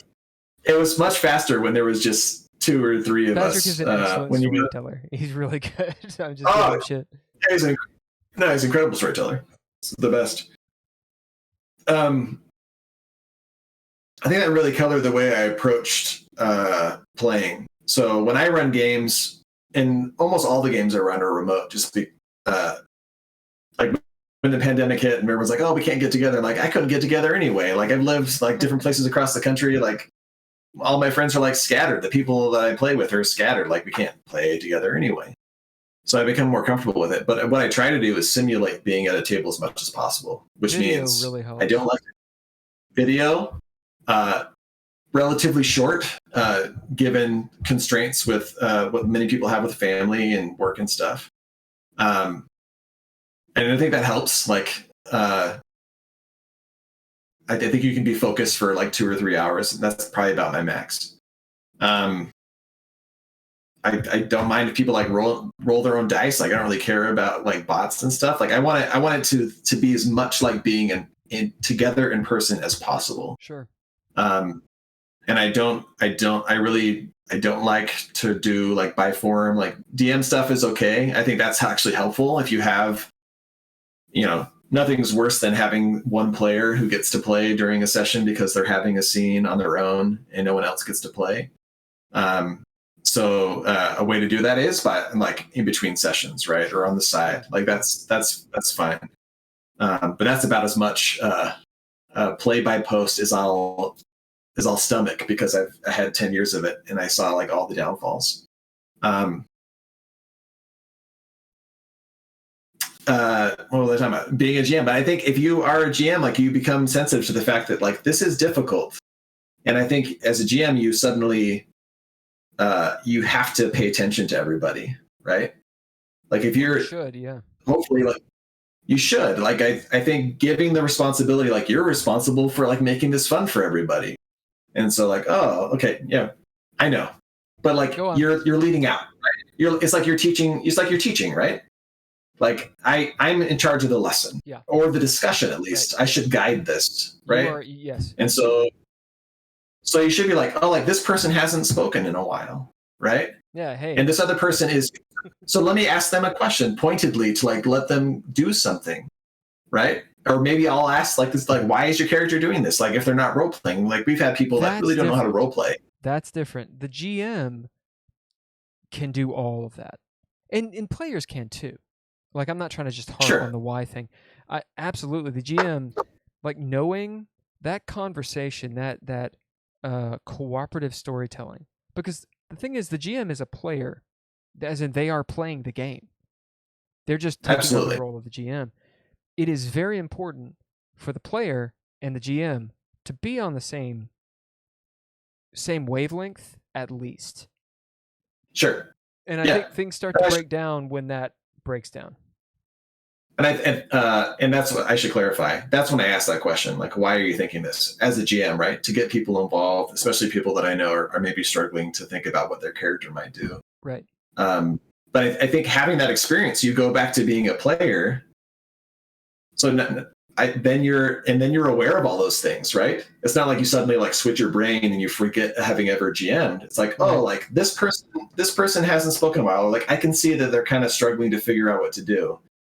Let me figure out a way to help, right? Let me figure out a way to like encourage them, to get them in character. Let me engage with them, right? Right. And I think that's where that cooperation comes from. If you are in charge of teaching the lesson, of leading the discussion, I think you just naturally, or you should, if the experience rubs off in the right way, right? You should be a better player overall. One of the, I have something to say about that. But before that, one of the ways that I attempt to get people into the game, it's very easy for people to just sit back and be passive. Because you have some people that are incredibly charismatic, others aren't. Yep. And then the sort of... Or the different styles of play, like you said, right? Like they're really embody their character versus like, I'm really not comfortable doing that. That doesn't come natural. I want to do over the shoulder. Which is fine. The sort of next tier is the player and the DM, and that's it. Like, I'll have players that anything they do, it's always with an NPC, or even with other PCs, it's like they're telling me what they're doing. And I have to say, like, I don't know when it happened, but there was a point a long time ago where I was like, don't fucking tell me. I don't give a shit. Like, tell the player, tell the character. You tell them. Or when they're like, I'm like, what do you do? And they're like, they're alone. I walk up the stairs to the haunted citadel and I'm going to go investigate that spooky noise. I'm like, don't fucking tell me. Tell them. And don't tell them why. They don't care. Tell them how you do it. That's all they care about. Now, someone might care, but I don't give a shit. What I'm saying is, if that person then turns and tells people, story tells of their character doing a thing, everyone pays attention. But if they tell me, no one pays attention. Everyone just waits for their turns. Because the fact is, when a person, because I love it when party separates. I love it. It's awesome. Because what happens is, you as a player, if you're separate doing your own scene, you take ownership of your scene. And so then, if you are describing to the other players your storytelling, they're involved. And all I have to do as a GM is sit back and look for roles. The best part is when you sit back for like 30 minutes and the players are just going and they're doing their thing. That's awesome. I love that shit. Yeah, I I love that. Yeah, that's awesome. I think the one other thing I was going to add to that, besides, I think it is helpful for people to have that experience of being a GM. Um, is it's exhausting, like over a long period of time. Yeah. I can't continue like for like so the way that this game has worked with my high school friends for as long as it has is it's basically like we have like a ship, like a nautical vessel, and the agreement part of our agenda is that every adventure will start and end on that ship, so we can switch. That's cool. It's almost like Star Trek, right? Yeah. It's okay. You're gonna start and you're gonna end on the Enterprise, Right. and so we can like swap characters that are associated with the ship. It's not like it's very episodic by a given adventure. But in my experience, not only is there a benefit to like you become a better player by jamming and vice versa, I think you also nothing energizes me more to actually run a game than getting to play. Right? And nothing uh yeah, I think it's this like energizing thing because it takes, I don't know, I'm very introverted, so it's kind of interesting that this is like a favorite hobby, but it is really draining to run a game, and so I need to like play. If I get to play for a little while to recharge, that helps stave off the burnout that often happens where the campaign suddenly ends because the GM's like, I'm too tired to like actually prepare this. Yeah. Anyway, Oh yeah. that's part of the calculus as well, and I think that's where the system has a really big impact. I think if it's easy to run a game, that's huge for getting more GMs and getting GMs that are like maybe better. If they're not burdened by a lot of complication, that helps a lot. If it's easy to run and you can focus more on story and less along minutia, that goes along. Well, I think there's a buy-in. So, for example, with D&D, D&D's it's a complicated game. It is. People think it's not, but it takes forever to learn. It's complicated. There's so many rules. But that's actually part of the buy-in. That's part of the fun of it. Is sure. Once you get there, as the DM, running this 5th edition game on Mondays, like one of the characters is playing a actually they're all fucking fighters and rogues. I haven't really played a rogue in 5th edition, and I don't know the rules, to be completely honest. Like when it comes to rogues and what they can do, they're like, oh yeah, I'm gonna use the evasion, and I'm like, right. So because I think of like 3.5 edition, it's not the same, right? It's similar, but it's not the same. And all these like bonus actions and bullshit. And I'm like, look, I love the idea that the player, and there's the trust that the player knows their character, they've dug in, and they know what they can do. And if we need, then we'll look up the rules and all that shit.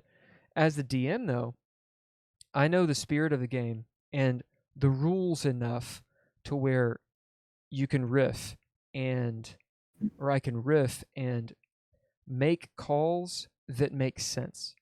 So, for example, one of the characters, his name's Dav. He decided to take one level of sorcerer. Now, he decided this at like 9th or 10th level as a fighter. So, I told him, I was like, look, you can cross class. That's not optimal. But you're going to be a real shitty sorcerer. And he was like, no, I'm going to love it. And in fact, he chose to do the wild mage sorcerer thing. So every time you cast a spell, you have to like roll a die, and it's from a dumb table, and all this bullshit happens. I played one. It was awesome. Anyway, well, I was like, well, that's not fun. So what we're going to do instead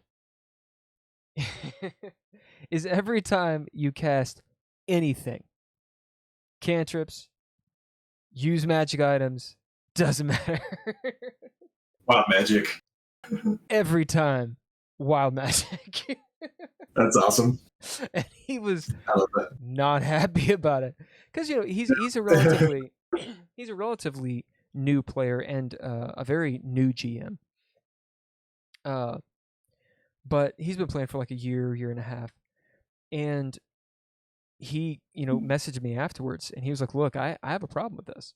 Like, mechanically, that's gonna screw me over big time." And we had like, a fairly heated debate because I was like, "What the fuck?"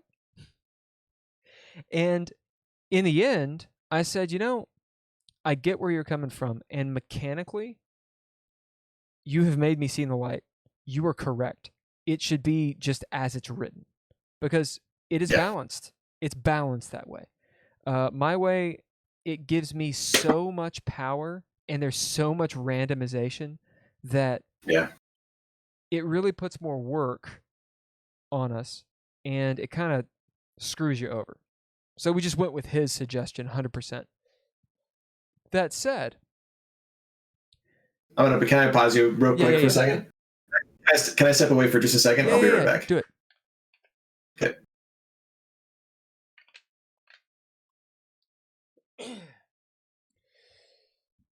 All alone in the live stream. We could probably roll a commercial. I completely forgot about commercials. Where's my commercial button? Run 1 minute ad break. That's what I'm gonna do. 1 minute ad break. Go.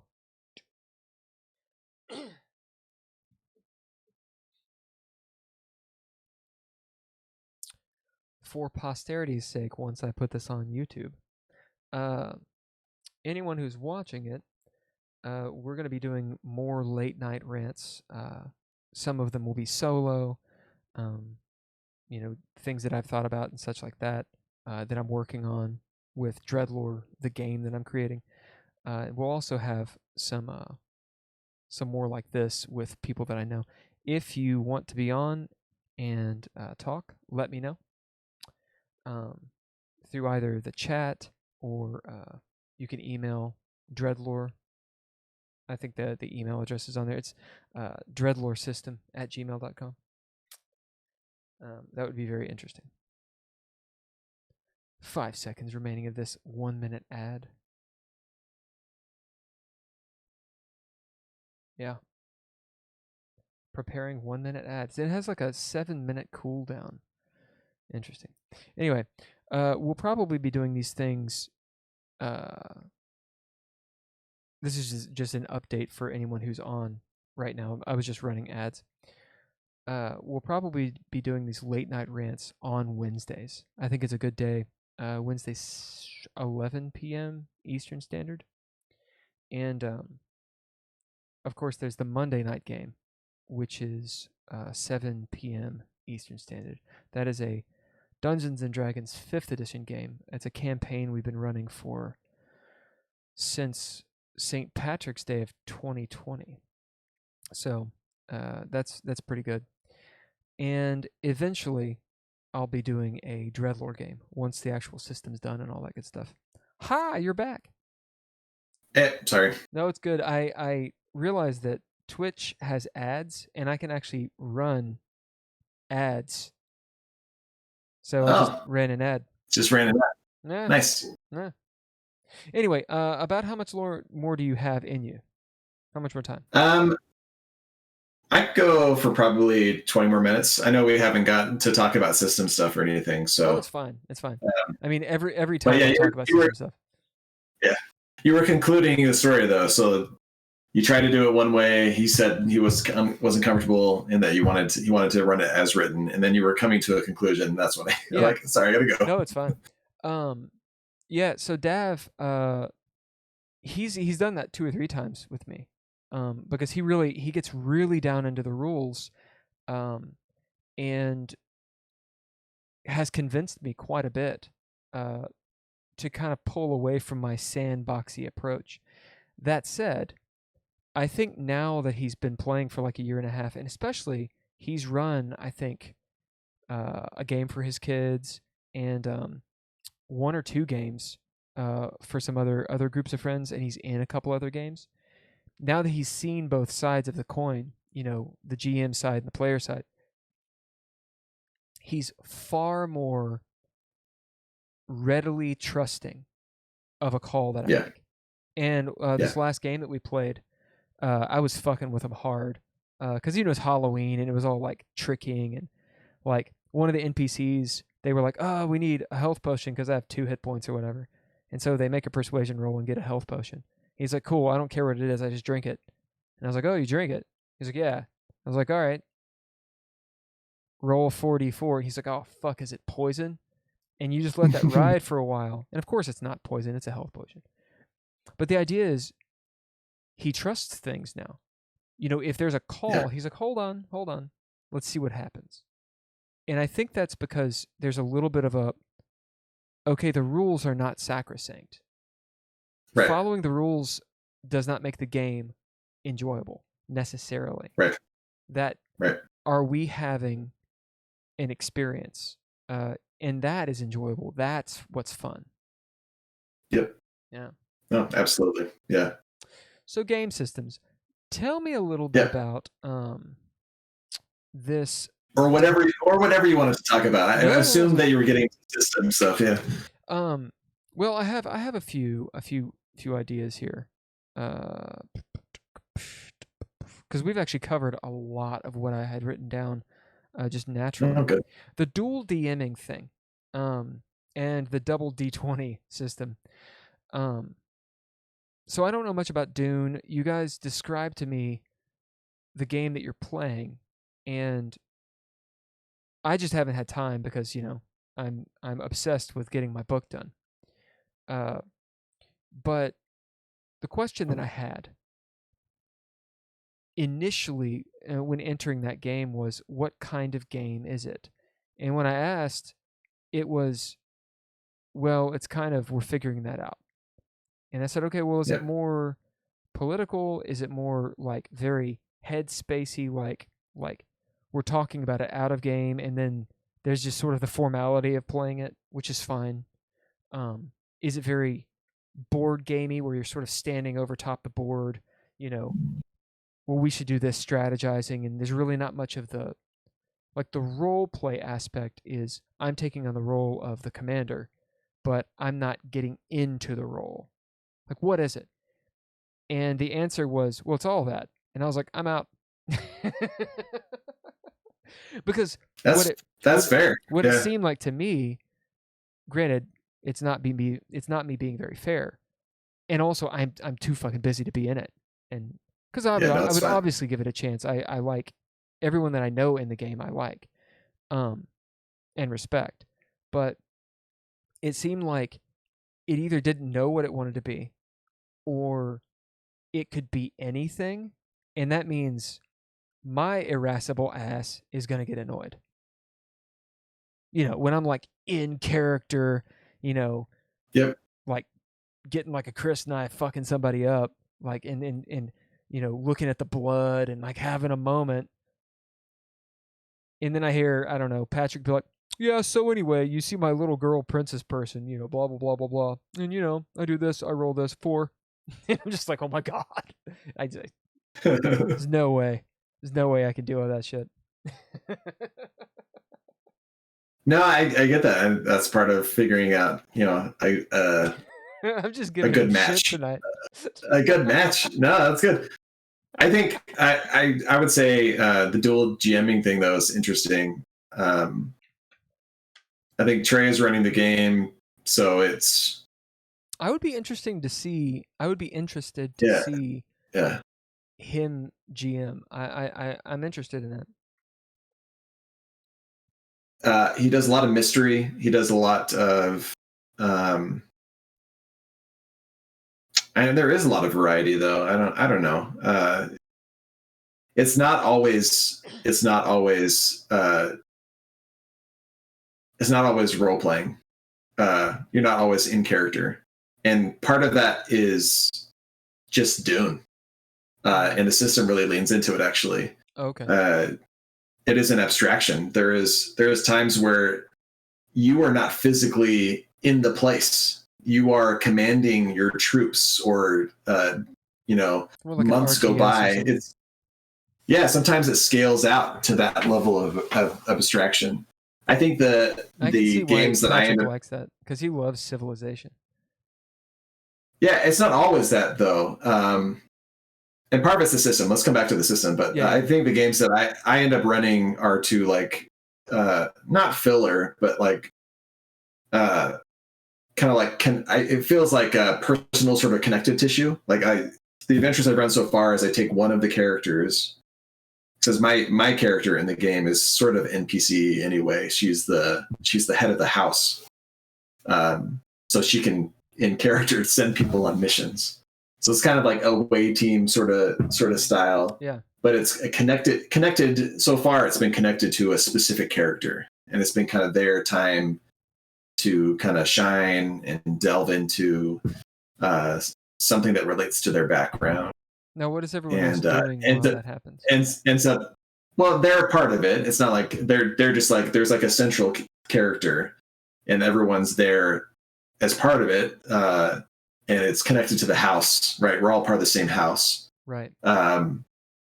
So it ends up being much. I think it ends up being more role playing than So not. kind of bits and bops back and forth. Yep. And And that's the kind of cool. Yeah. The system encourages that.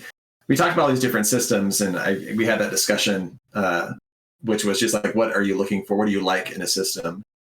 And it's funny. I think 2D20 might be my favorite system now. I say I think because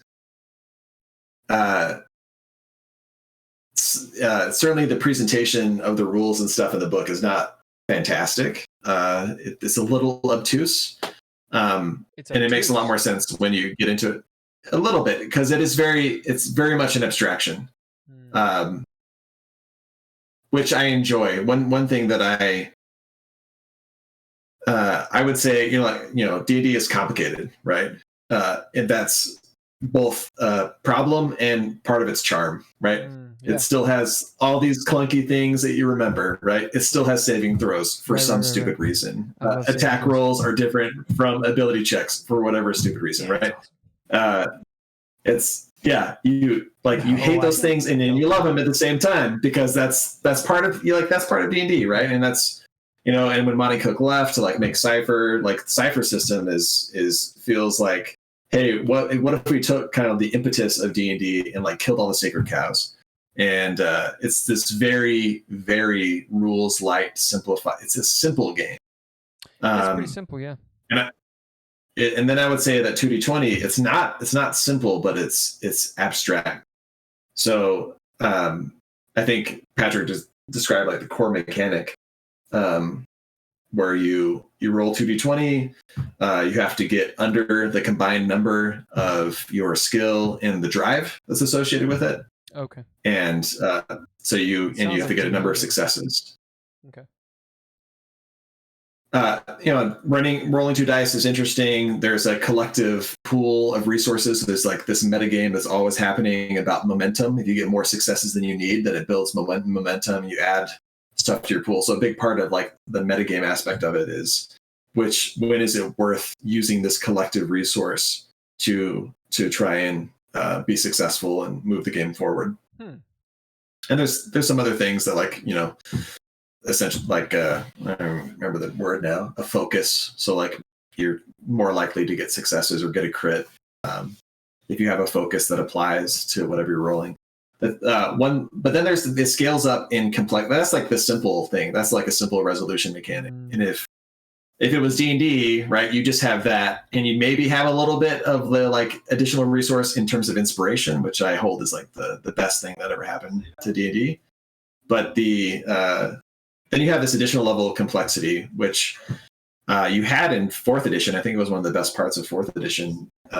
Essentially a skill challenge, right, where you have a single success will not be sufficient, right? You need a certain number of successes before a certain number of failures for a certain amount of time. What's funny is that those are house rules that people were pulling, back in AD&D, Oh, sure. Yeah. And I do it all the time. I mean, you still is in 5th edition. The death save works that way. Right. But that's the only formal place it does.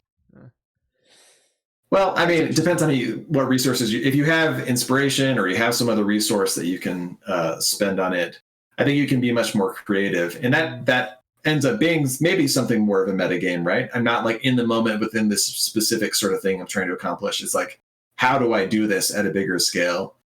But then there's like a level of complexity even above that, which is the way that they run conflict.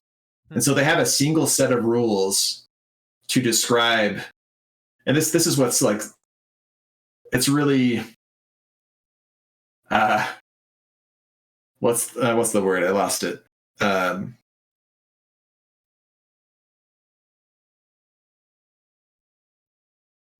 I won't say brave. That's not the right word.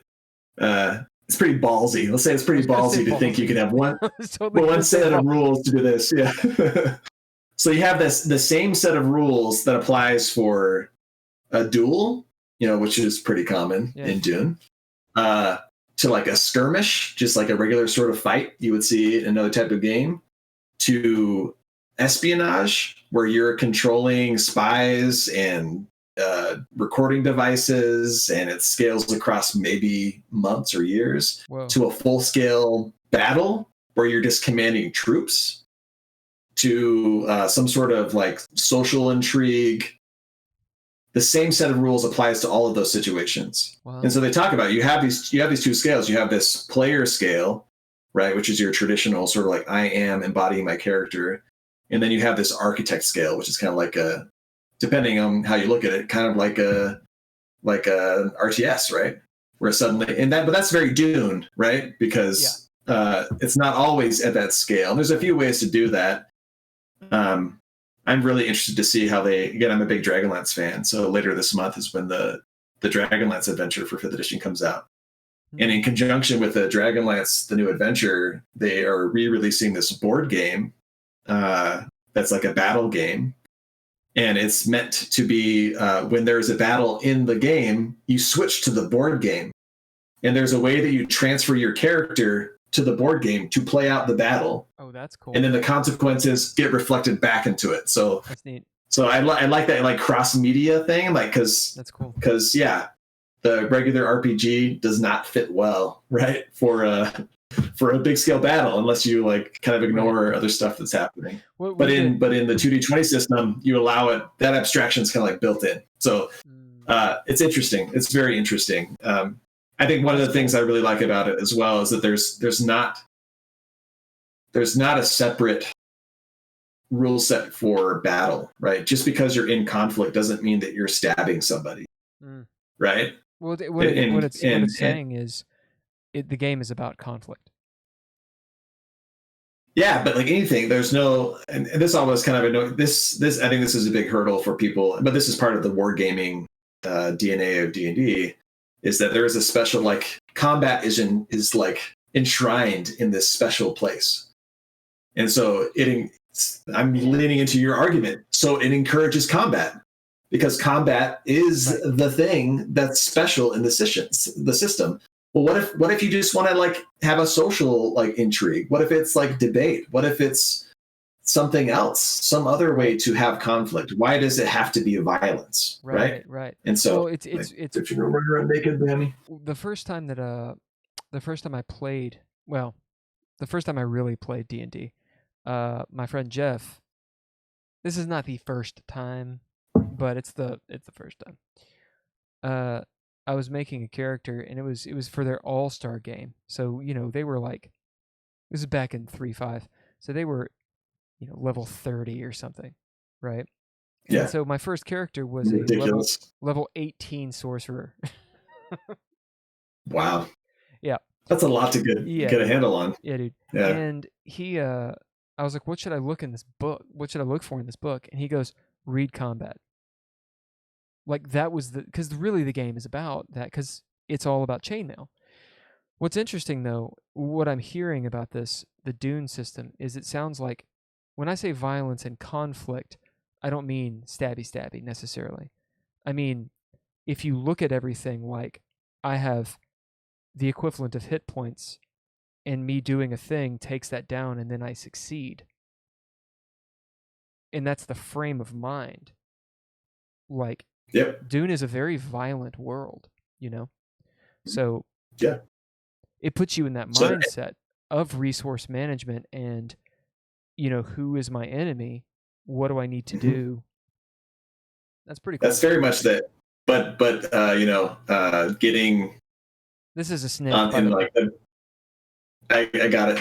In the bad graces of like Cho'em is like just as dangerous as like a knife in the back, right? Right. So everything is kind of like there are no hit points. There's no enshrining of physical combat as something special and unique.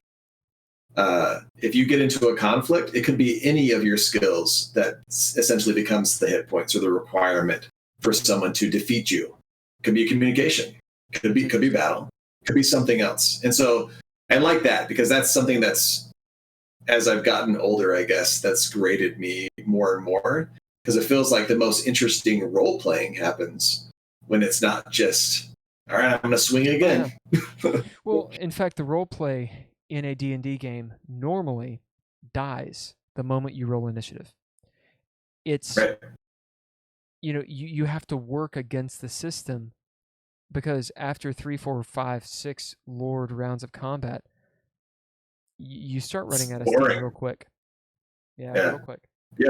A I mean, game. and it can be fun if that's what you want, right? Again, it depends on the agenda of the group. I ran an adventure in this where it was like I leaned into like the Diablo-esque style of it. Ah, So like long rests became short rests. You burn through your most powerful stuff real quick. They were leveling up and getting magic weapons all the time, and it was just about doing stupid things right. combat wise. That's fun. I would not want to run that type of game all the time, but as like a one-off, it was interesting. Yeah, you might as well go ballsy. Yeah, why not? One of the games that I'd always wanted to play and I just did was the D100 version of Call of Cthulhu. And Oh yeah, yeah.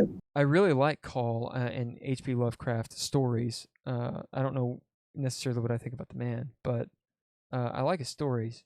And I never played the system, like that system, and I really like it.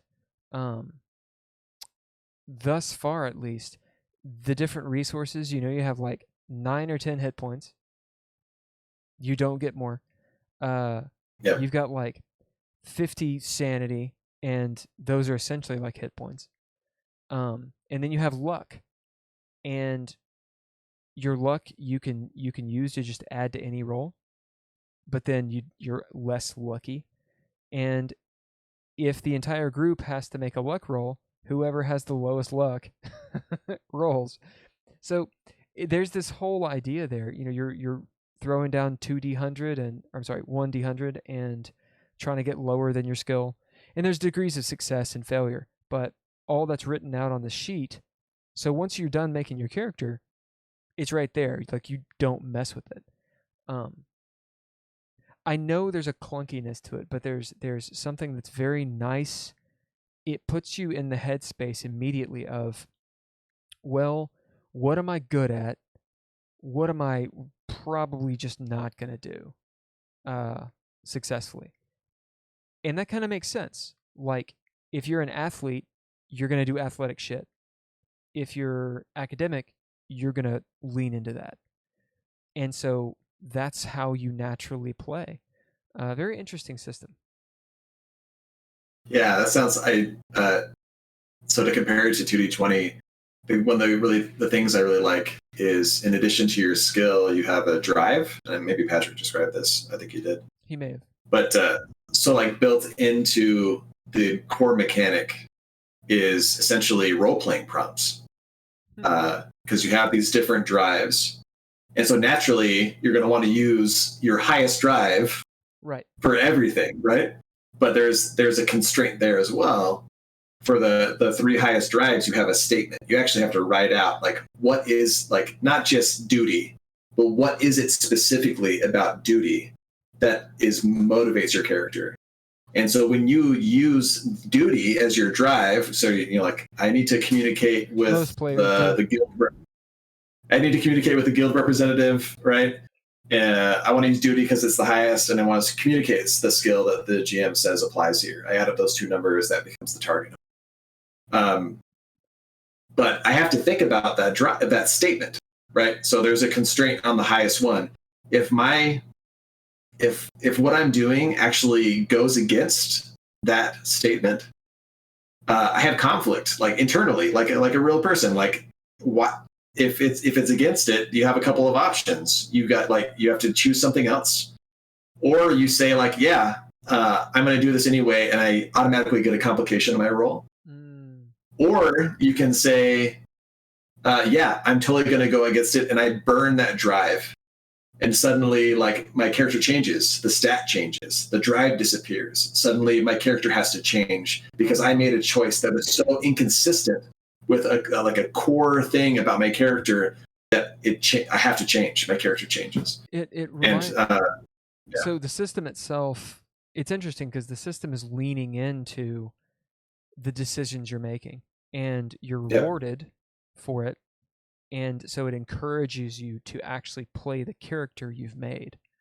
Uh, it's like exactly. it's like a much better adaptation of or implementation of alignment. Yeah, no, for sure. Because alignment's just kind of like icing, right? Right. But this is like built into the way that you play, and Right. I think that's always the challenge. Like I like in fifth edition, I like the like personality traits, ideals, bonds, flaws. It's kind of like almost like a prompt of like who my character is, Mm-hmm. right? Yeah. Like your acting prompt, but it doesn't. You can forget it's there; it won't matter. Right. But in 2D20, it's like in your face. Like you have to deal with it every time you roll. You have to think about this, That's interesting. which is nice. Yeah. All right. Well, let's start wrapping it up. So that's I want to know dual DMing. What are your thoughts? And then we'll sign off. Tell me what you mean by dual DMing. Just like taking So turns DMing yeah, or co-DMing. Uh, co DMing. yeah, Yeah. yeah. Um, Let me start. yeah, go for it. Yeah, yeah. um, Obviously it can be good. I think depending on your group, all of the things that the obvious thing to say, of course, there's always exceptions. I feel like though when you have more than one DM or rotating DMs or God forbid co DMs, the issue is it seems one those situations arise when one of the DMs, if not both of them, actually want to play, and it can work. It's like a director also being the star in their own show. Obviously, it can work, Sure. but Yeah. it's so much more difficult than I think people take give it credit for. A DM that actually just wants to play, in my opinion and experience, is one of the worst things to have in a game because it's just giving them license to cheat, and they're Yep. not really cheating because they're the DM. And I think that's also a problem with players becoming DMs and then coming back to playing is obviously that's a hurdle they need to jump over and do, but oftentimes when they're returning as players, they want to be the GM because they get to do what they want. Um it's like at what point do your parents start treating you like an adult rather than and taking you seriously? And do they ever? Right? Okay. Yeah. I think that's one of the main problems. The second thing that I have against co-DMing is style and expectation. It's like the first, it's like switching directors of a movie between sequels or in a show, and it has a different feel, and if you're not careful, it loses this magic. Obviously, it can work. It can absolutely work. I mean, TNG, like the actors directed episodes, but you know, there's a little bit of a difference. Okay, go. I've never co DM'd before. I think there's the challenge. I would say my main statement is back to what I said at the beginning. The thing that makes it special is a GM, and the more you can help people become good GMs, the better. That you, and I think a way that you do that is by is kind of by opening up opportunities for people to get that experience. So I'll use this long running game as an example. The expectation when people join the group is that they will GM at some point, even if it's just like a one shot. But in that setting, it's very episodic, and so it can work fine. There's no co DMing, right? You just take your turn. Right, it's your turn. Yeah, and I think that's worked really well, in part for what I've said. That, like, for me, like, it can be really exhausting. So I'd like to play sometimes, but I don't want to just be a player. I like to facilitate the community. That's really what I'm there for. I'm there for the community. I'm there for the socialization. This provides a way to really construct that and to tell interesting stories, and hopefully to develop some empathy along the way. So that's interesting. I could see how that's worked. I could see how that would work. I think, and be cool. Yeah, I think it's worked for. But that, again, that agenda is very explicit. We taught. It's not like, surprise, you're got to run a game. It's everyone takes a turn. My turns often end up being longer than other people's turns. I'll end up running like a little like mini campaign or something. We did like Curse of Strahd in the middle of it, stuff like that. There's a miss. But everyone takes. Yeah, exactly. When you did the for that, yeah, go ahead. When you did the, it was like a 2-shot or maybe 3-shot in the vampire game. I thought that worked well. I didn't like that we didn't cipher, but I thought it was different enough, and your style of storytelling is different from Patrick's quite a bit. The issues, obviously you guys had to do a lot of work to port over the systems. I mean, that in and of itself can kill games, as at least in my experience. So very well for not doing that. I think an issue is it's hard to. It's like if I'm a player and I'm not supposed to know a bunch of shit, exactly. But then I become the DM, and then I kind of have to know shit. Like, I'm kind of getting in bed with myself. Yeah. Like there's some grandfather paradox going on. Yeah. And you also you're on rails in a weird way. And then when we find out that Trey's the bad guy, we're like, and it's awesome. Like, being the Cylon is awesome. I love being the Cylon in the board game. But it's got to be, there's like a way it has to be done, because otherwise it just doesn't hit the mark. That said, those sessions worked. They were a lot of fun. I'm glad you felt that way. I felt like that all fell short really bad. Patrick did most of the work. Like he did all the work. He did all the porting. He wanted to. That was like a pet project for him. The issue, the only issue I really had, one was Cypher, because I just think that I think Cypher works really well in certain situations. Sure. But anyway, that's just my opinion. The only issue that I really had was, again, Patrick's the ST, and yet he wasn't then, and it was obvious that he wasn't really playing. Like, he was like a quasi PC, and that's not fun. You know? No, like it would be better if he was out of the loop too. The thing, I felt like that was difficult because, I think he did everything right. I think he said it in Kluge, right, which was meant to be my character's domain. So if anybody should know those things, it was me. Right. But I didn't necessarily, like, maybe I didn't do my homework very well. None of us actually really know. Maybe Trey knows. But it's hard to compete with Patrick's encyclopedic knowledge, right? He knows so much. But I think he wanted a break, and insofar as like he got a break, I think it was successful. And me, like, playing with breaking my own rule by making one of the players like the actual. It was fun though. It was fun.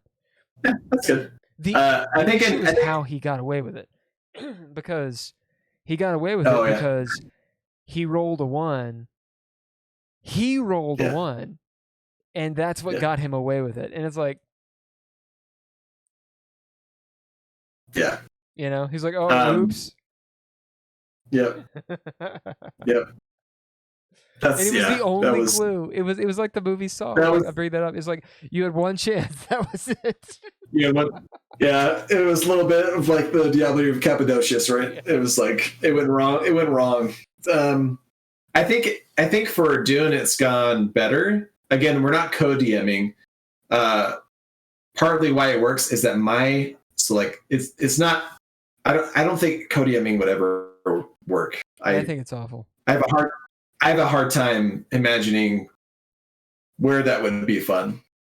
I think you either like are episodic and you're taking turns, right? Like this other campaign, or I feel like in Dune it works because I'm very much the junior, right, to the senior, and my job is to help just facilitate to continue the game. He just doesn't have the time to prepare Right. as frequently, and so instead of like the game really shut down, and that's why I suggested like why don't I just like run these side adventures. And because my player is like the head of house, in character, I would know things, right? So I'm kind of in that role anyway. And so it doesn't feel like a conflict because my character can do certain things because they're the head of a house. And there's and then too. Yeah. Absolutely. And the thing that's helpful is because Dune's a much bigger place than Transylvania, right? I just kind of like I say like I'm telling this story in this space. It's not in the setting where we usually are. We go off world. It really is like an away party thing. We go to some other place, and I have total control of what's happening there. Right. The second adventure we ran, there was a connection back to something in the main story, and we had to talk about what I like enough for me to know to be able to inform what was happening. And that was awkward. So I don't know how. Anyway, I think it worked out okay, but as we continue on, I think that'll be a challenge. It is for exactly as you specified. It is. I had a game but, where. But if it helps like the game to continue, I think that's the trade-off you can make. I had a game where it was actually one of the very first incarnations of Dreadlore, and at the time the co-creator wanted to run, or actually I wanted him to run, and he had this actually vampire setting that he wanted to do. So I was going to be a co-DM or co-arbiter, where I was playing this really, really powerful elder, and then everyone else was a bunch of neonates, basically. And the plug for my character is he's really powerful, so they can't really get rid of him, but they need him. He's like they have to escort him somewhere, and he's kind of like a political prisoner, right?